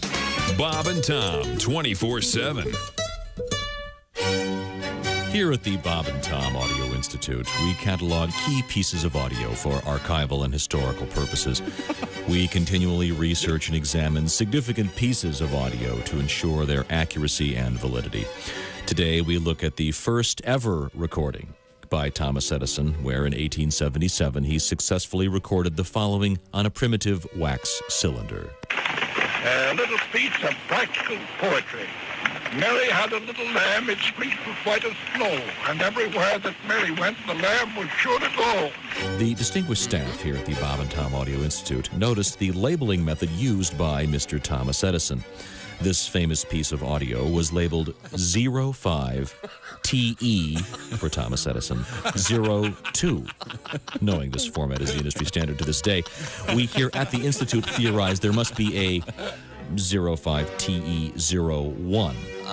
After years of research and investigation, we have uncovered the following audio cylinder. This is the very first ever recording by Mr. Thomas Edison. Okay. The first words I spoke in the original phonograph. Here we go. What's This has been a Bob and Tom Audio Institute exclusive. Thank you, Russia. Welcome back to the Bob and Tom Show. Christy Lee at the news desk. Hey. There's Pat Godwin in the performance room. Hello. There's Josh Arnold. Hi. Jess Hooker in the kitchen. Hooker the cooker. She's working on our beef tongue. There's Ace Cosby. Smells good. Smells really good. I'm Chick McGee, and here's Tom Griswold. Now, someone off the air, someone behind the scenes put the skin, if you will, from the beef tongue. They placed it on the door handle of the men's room. I just saw it. And thought it was so funny. Well, that's funny. I wonder who put that skin on there. Josh, want to take responsibility for that? Yeah. Okay, very, very a funny joke. Funny. Now, coming up, it's the Shoo-In of the Week, in which we will be speaking to our winner of Week 4 of the Bob and Tom Pigskin Pick'em competition. I will remind you, you have until this evening's Thursday nighter to get your entries in for what will be Week 5 of the contest. What's at stake every week? It's a Big Green Egg Mini Max. Our winner from week 4, Carl Thompson of East Peoria, Illinois. Do we have Carl? Here comes Carl right now. That's Carl Thompson. That's Carl Douglas. I'm here. Hey, Carl. Congratulations. It was a 5-way tie. A whole bunch of people, in fact, you and 4 others, got 15 of 16 games, but you won all the tiebreakers, so congratulations. You're going to be thank you. You're going to be cooking on your Big Green Egg Mini Max. Are you an avid football fan, or was this dumb luck? I'm an avid football fan, but yeah, it was partial luck too. Okay. Do you have a particular team that you associate yourself with respect to winning? Oh, sure. America's team, the Cowboys. Oh, yeah. Uh-oh. Yeah. Good God. Oh, boy. Are you kidding me? You understand that Chick McGee is a lifelong Washington Football Club fan, formerly the Redskins. Now, of course, the Commanders. Commanders. Very powerful. Yes, the Commanders. They can't find their asses with 2 flashlights. And now Chick McGee is on the line with us, and Chick has selected several games. I'm in the studio with you. I'm talking to my friend Carl. Carl and I are sharing a phone call with you. How do you know he's your friend? Carl, do you care for Tom at all? Yo, very much so. Thank you, Carl. So you want that prize, don't you?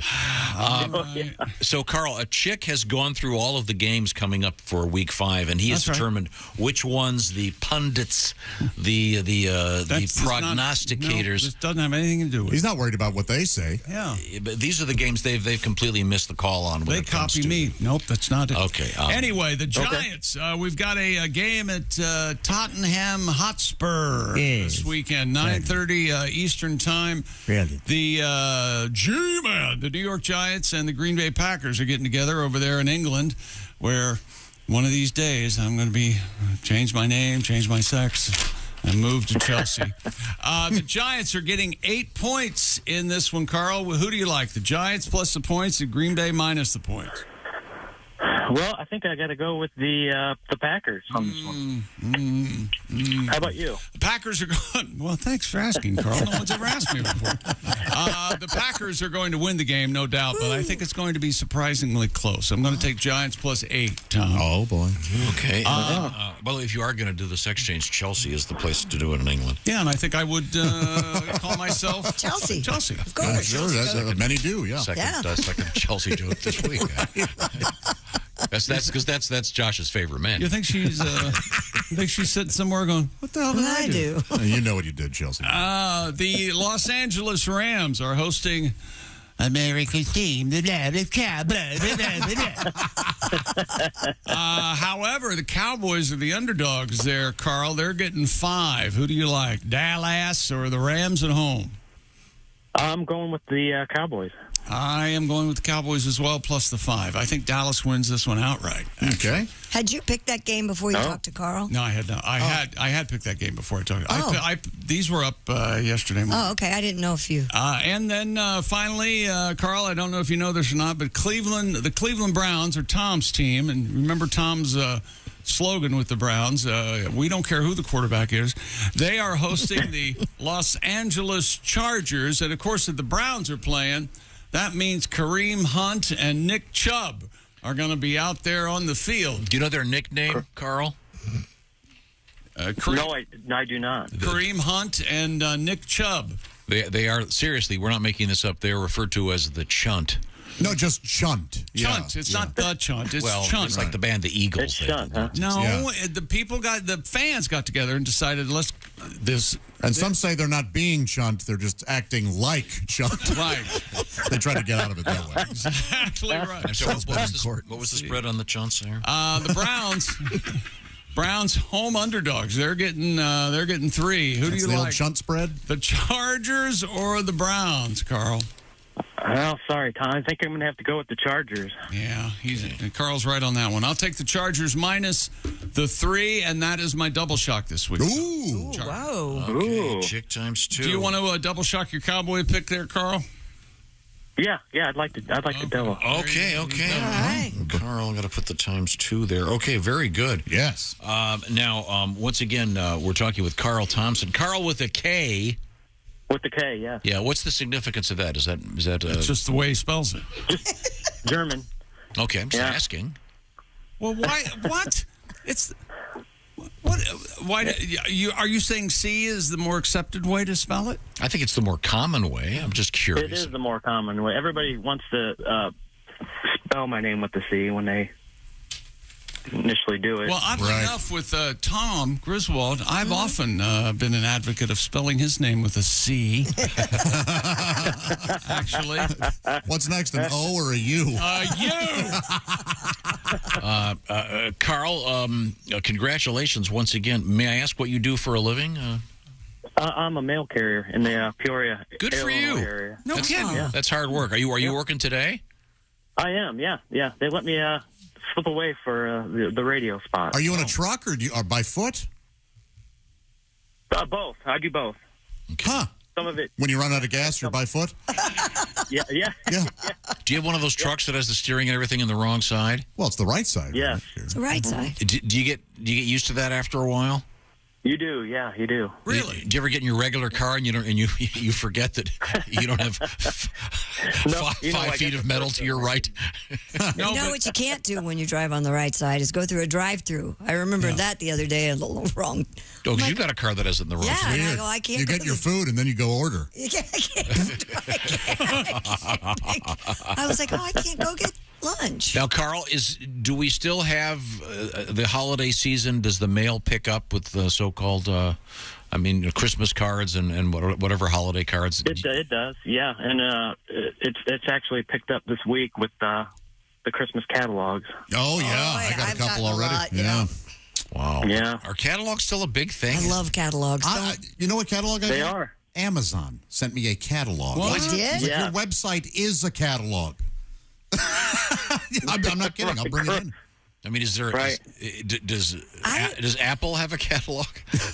I don't know, but I am still one of those old school that. people. I love getting catalogs. I looked at 4 of them yesterday. Carl, let me ask you this. Have you ever carried a package? Maybe it needs a signature, something to a door, and a woman answers with maybe her robe sort of haphazardly closed.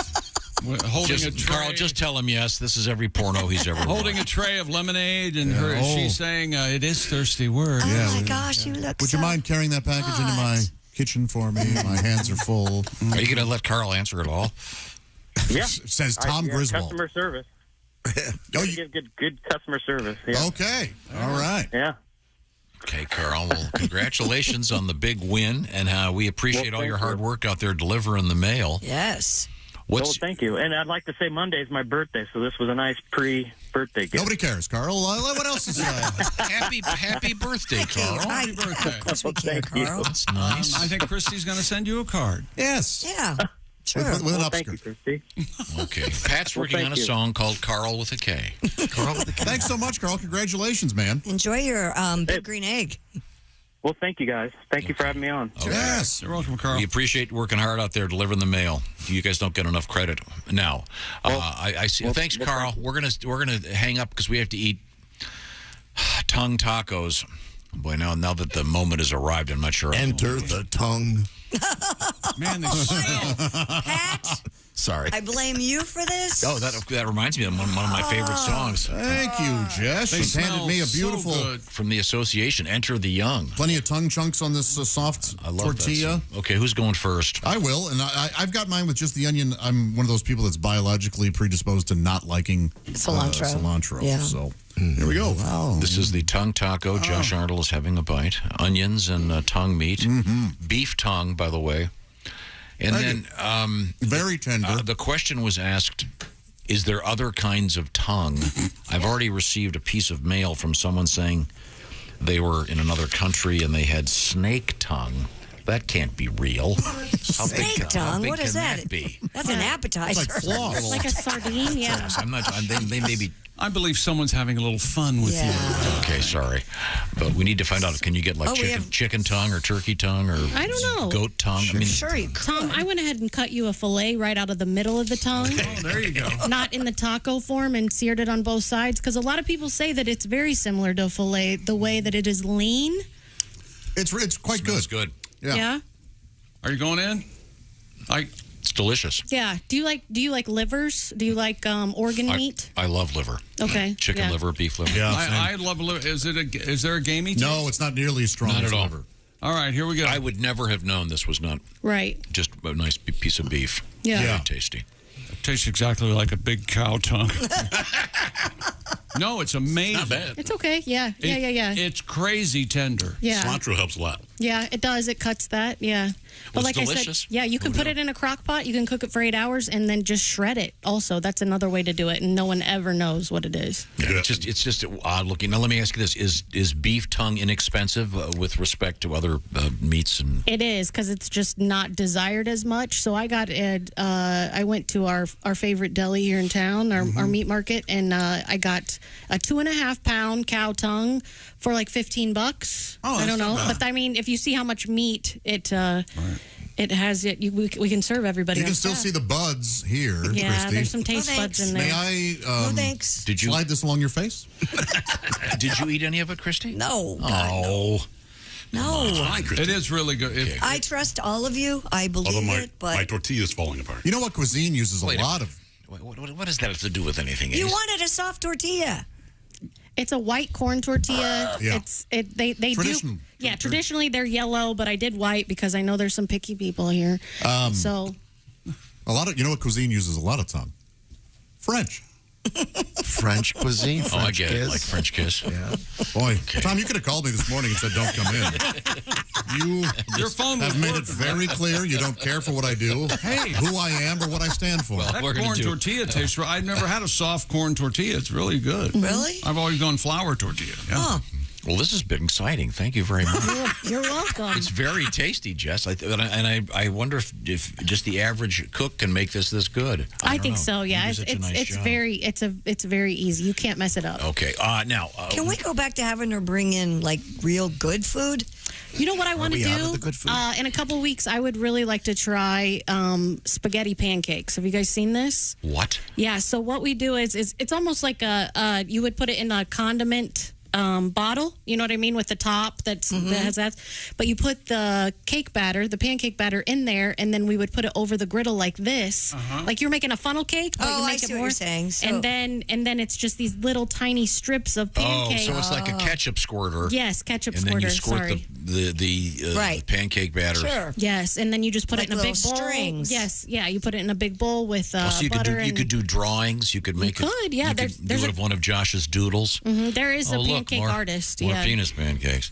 What about tater That's tot mostly what I'm casserole? Let's drawing make one of those. Okay, I can do that. These all sound good. Thank you. Just I've got a couple quick updates from some physicians out there. We had the story about organic chemistry. Yes, sir. And this professor that's been fired because this course was too hard at NYU. And I was saying, I talked to people saying that organic chemistry kind of a rite of passage, very difficult topic. I got this nice letter from John. He said, I took organic chemistry more than 20 years ago. It was very difficult. But if you put in the work and asked for help when needed, you did fine. That may be the recipe for success as a doctor anyway. He goes, we universally called organic chemistry orgo, not OChem. Oh, okay. Orgo. Gotcha. He goes, unfortunately, not orgy. That is all carry on. Thank you, sir. But yeah, that's the big controversy about this professor. Yeah. It's the course is too hard, but there are hard courses taught by not necessarily good teachers. That's true. That is true. That's but true, and he may not have been. This, I believe this gentleman's reputation was quite good. He'd written a textbook on the subject. And, Okay. Yeah. So this isn't like this is the generation where everybody gets a trophy. Yep. That's what we're Hey, doing. you guys started that, by the way. What do you mean? Who? It's the parents. Nobody Yes. blames the parents of the kids who got the participation trophy. I agree with you, That's who Josh. started it. Because moms and dads couldn't go, won. sorry, honey. You didn't-" lost. Yeah, they couldn't stand There are winners and losers in Right. life. Yeah, projecting their own childhood trauma on their kid. Yeah, it's ridiculous. So we need to blame the parents of the people. Why are you looking at me? Because you're one of those Because guys. you don't Because say you let no. your kids eat cereal when they don't want to eat the meatloaf. Because that means I get more meatloaf, you jackass. Oh, I see. you have more. See, well, you have kids. You're going to go, that's not your piece of pizza. You don't like pizza. You want cereal. How many different generations do you have of kids? Okay. Good point. I got like 3 flights. I know. Give me the teaser, Christy. Well, coming up, we have our history lesson, I think. What? Yeah, look at the time. we're at that time. Okay. Look at the time. Can you believe it? Right now, and you're not going to pick tonight's game, by the way?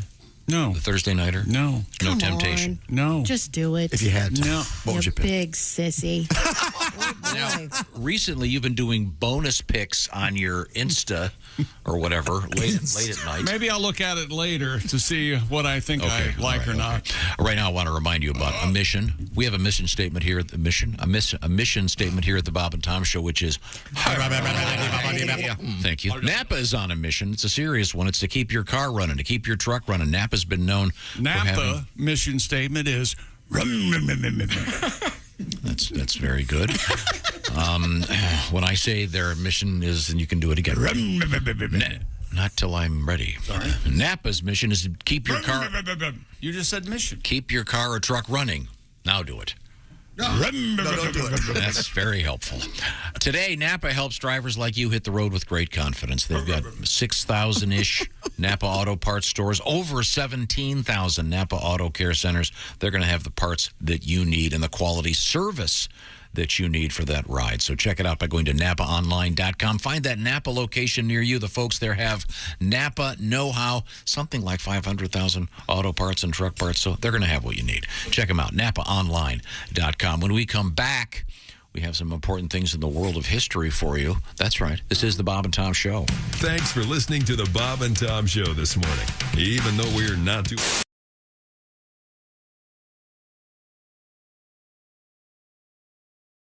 Hi, everybody. Chick McGee here from the Bob and Tom Show. I want to tell you about the NFL season coming up. We got together with the folks at Big Green Egg, and each and every week, you're going to have a chance to win a Mini Max Big Green Egg during the Pigskin Pick'em program on the Bob and Tom Show.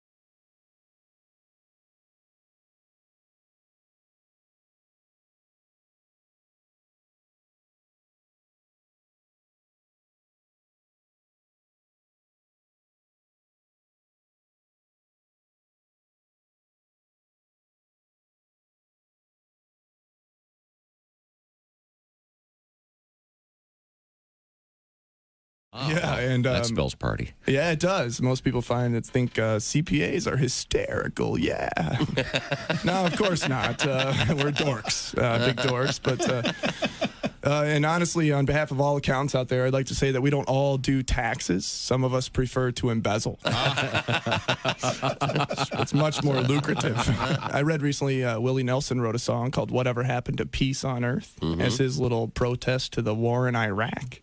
And my immediate thought was, why does he care? It's not like it's his tax dollar being put to use. I mean, I think the U.S. government should write a song called "Whatever Happened to Willie's 1040." There's a tax joke for the accountants.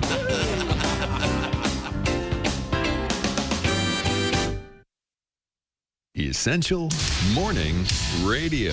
All day and all night. Some like Bud, some like Schlitz, but for me, Bob and Tom 24/7. 24/7. 24/7. If only I had a reverb machine. Good morning, I'm Mark Allison. Thanks for joining us here on Bob and Tom 24/7. Thursday, October 6th, Jess Hooker, Al Jackson, and you. You know, we learn a lot during the course of the show. Today, no exception. We'll be back to find out what we learned on the show today and a look at history on this Thursday, October 6th. I send those to Tom every morning. He seems confused when it comes to him as to what the list might be for today. Again, I want to reiterate, I send the list to Tom every morning of today in history. It's right there in his email. All he has to do is click on it. His confusion, I think, is just for show. I supply him with history for each day. And therefore, I know today was, ready, when Instagram rolled out. You're welcome. You're welcome, Instagram. Happy birthday, Instagram. Not on Instagram, but the Bob and Tom Show is, and you can check out Bob and Tom Show's Instagram right now if you'd like. or you can wait till after the show. Doesn't matter to me. The Bob and Tom Show rolls on. History and things we learned coming up. You're listening to Bob and Tom 24/7. Happy birthday, Instagram. I'm Chick McGee with your Bob and Tom Sports Update. Thursday night NFL action. Two teams struggling to adjust to their new veteran quarterbacks. The Colts 1-2-1 with Matt Ryan under center, and the Broncos 2-2 with Russell Wilson. Denver hosts tonight on Amazon Prime. Major League Baseball, the Los Angeles Dodgers finished with their 111th victory to become the National League's winningest team in more than 100 years. Clayton Kershaw turned up for the postseason with 9 strikeouts and beating the Rocks 6-1. Trey Turner hit a tie-breaking 3-run homer in the 5th for the National League West champions, who finished 111-51 to become the National League's winningest team since the 1906 Chicago Cubs. Major League Baseball, other winners in the National League: Pittsburgh, Arizona, the Mets, San Francisco, the Cubs, and Miami. And American League winners: Baltimore, Oakland, Cleveland, Texas, Minnesota, Seattle, Toronto, and Boston. And in interleague action, Houston beat the Phillies 3-2. And the owner of a sports memorabilia auction house says he's offered $2 million to that fan who caught Aaron Judge's American League record 62nd home run. J.P. Cohen, president of Memory Lane in Tustin, California, told reporters on Wednesday he has texted and emailed Corey Humans, who caught Judge's milestone shot Tuesday night at Globe Life Field in Arlington. I'm Chick McGee, and that's your Bob and Tom Sports Update. Hey, man, it's Donnie Baker. And the fact remains there's nothing better than being a VIP. And I don't mean like those dudes on Pervert Row at Xanadu's. I'm talking about a Bob and Tom VIP. Best thing, you'll never miss another minute of the show. I swear to God.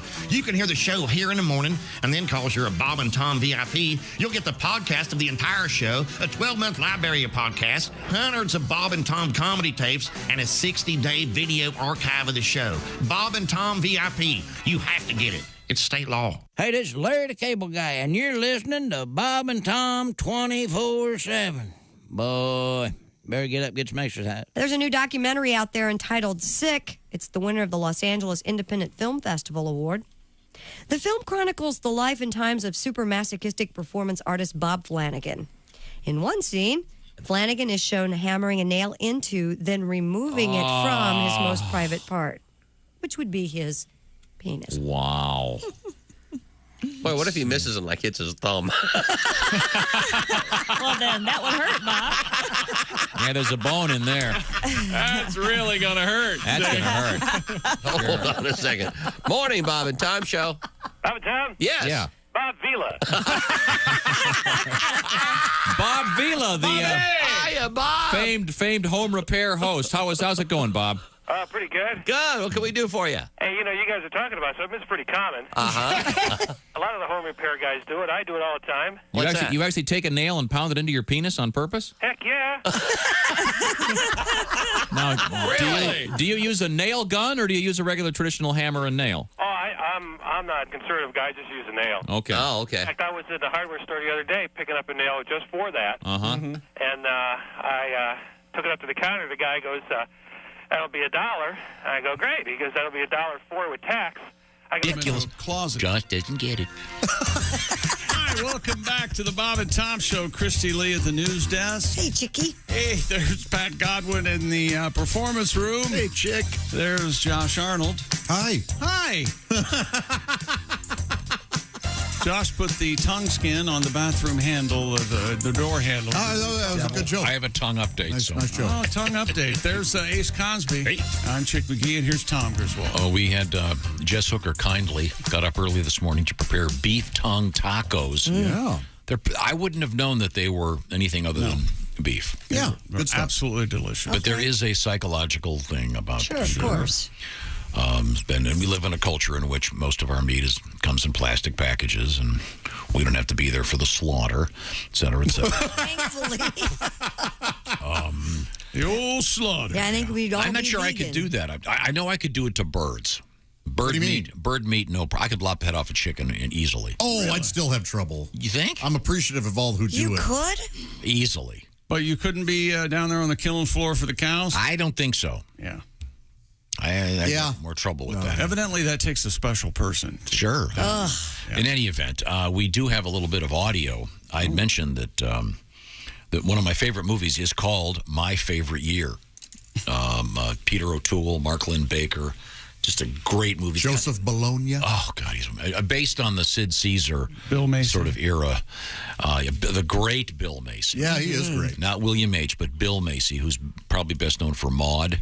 Yeah. But Joseph Bologna plays King Kaiser, kind of a Sid Caesar-like character. But here's a little bit of dialogue from the movie. They're not serving tongue at lunch today, are they, Leo? No tongue on show day. Twice they served tongue on show day. Twice the opening sketch died. No tongue. Get it? No tongue. Tongue death. I forgot this. And you remember this one from Blazing Saddles? It's very short. Here we go. No tongues. Oh, sure, yeah. Madeline Kahn. Who's trying to kiss her? Is it the Peter? No, yeah, the Frankenstein monster. I think. No tongues. Now, we have a lot to get to here.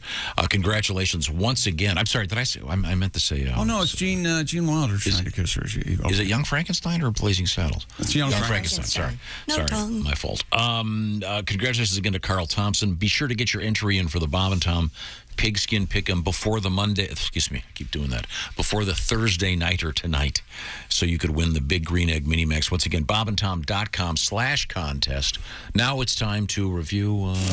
Time now for Today in History. Do you know what number it is, Tom? I've got the page. I have not looked at it yet. Let's see. Oh, happy birthday. Oh, this is a good one. 1935. Do you know who this one is, Josh? Bruno Sammartino. No. Oh, he's a wrestler. Yeah.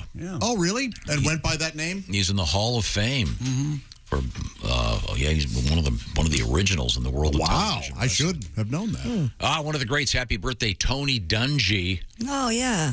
Interesting stat about Tony. I think I'm right about this. I think he was the first NFL coach to defeat all of the other teams. Oh, wow. Over his career? I think that's pretty correct. Cool. And that is a fun stat. Yeah, I'm a huge fan of his. Seems like they should all have that record. The one time I met him, I gave him a suggestion. I said, "I've got a cool idea, Tony." Of course you did. And I said, I want wear like a sash when you're on the field with a huge knife when you're on the sideline, and you could be Crocodile Dundee. Yes, and whip it out for the ref and go, "This is a knife," and then that'll help you get some of the calls going your way. My God, he didn't take the idea. No, he said security. I hope you had to be embarrassed at some point to share that with him. I love Tony Dungy. Elizabeth Shue. Oh, I like her. I do too. What is she famous for? Adventures in Baby, leaving Las Vegas. And she's in The Boys on Amazon Prime. In 1866 in the state, the Reno brothers carried out the first train robbery in U.S. history. Wow.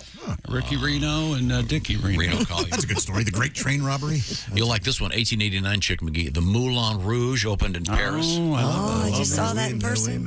And the Moulin Rouge. It's your favorite movie, isn't it? Baz Luhrmann. Pretty close. It's up there. It's a good one. And then in 1889, Josh, Thomas Edison showed the first motion picture. Oh, yeah. Pretty cool stuff. And it starred Bruce Willis's great-great-great-grandfather. No, it was two women kissing. And it was two men naked. It was called Guy Hard. Yeah, that's right. But I don't want to correct you on the air. I apologize for this, but it was great. It was Bruce Willis's great-great-great-grandfather's deep fake. Oh, okay. Yeah, he had sold it. That's not real? Yeah. Okay, thank you very much. We're done. A lot of my jokes didn't have that strong a payoff today, and you know what, Tom? I owe you a little money. Toledo, here he comes. Oh, he's getting ready for Toledo. Nicely done, Ace. Let's see. Colts and Broncos tonight on Amazon Prime. We talked about that. Josh Arnold headed to Toledo. We know that Tom enjoys being in charge.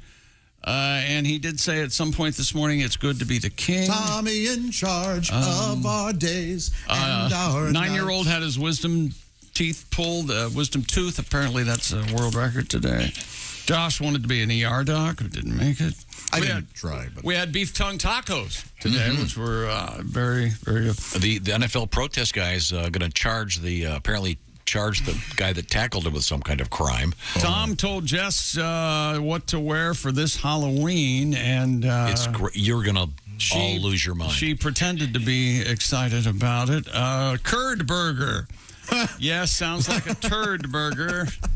And I stand corrected. Apparently, it's a hamburger with the curd patty on it. That sounds better. It's just the burger. This says it's a burger topped with a patty-sized cheese curd from that makes more our sense. friends at Culver's. There And we go. apparently there's some reason that I am not in the Hall of Fame yet. Maybe we'll explore that further tomorrow. Okay, thank you very much. This is the Bob and Tom Show. Thanks for listening to the Bob and Tom Show this morning. The show is also out there for you on our YouTube channel.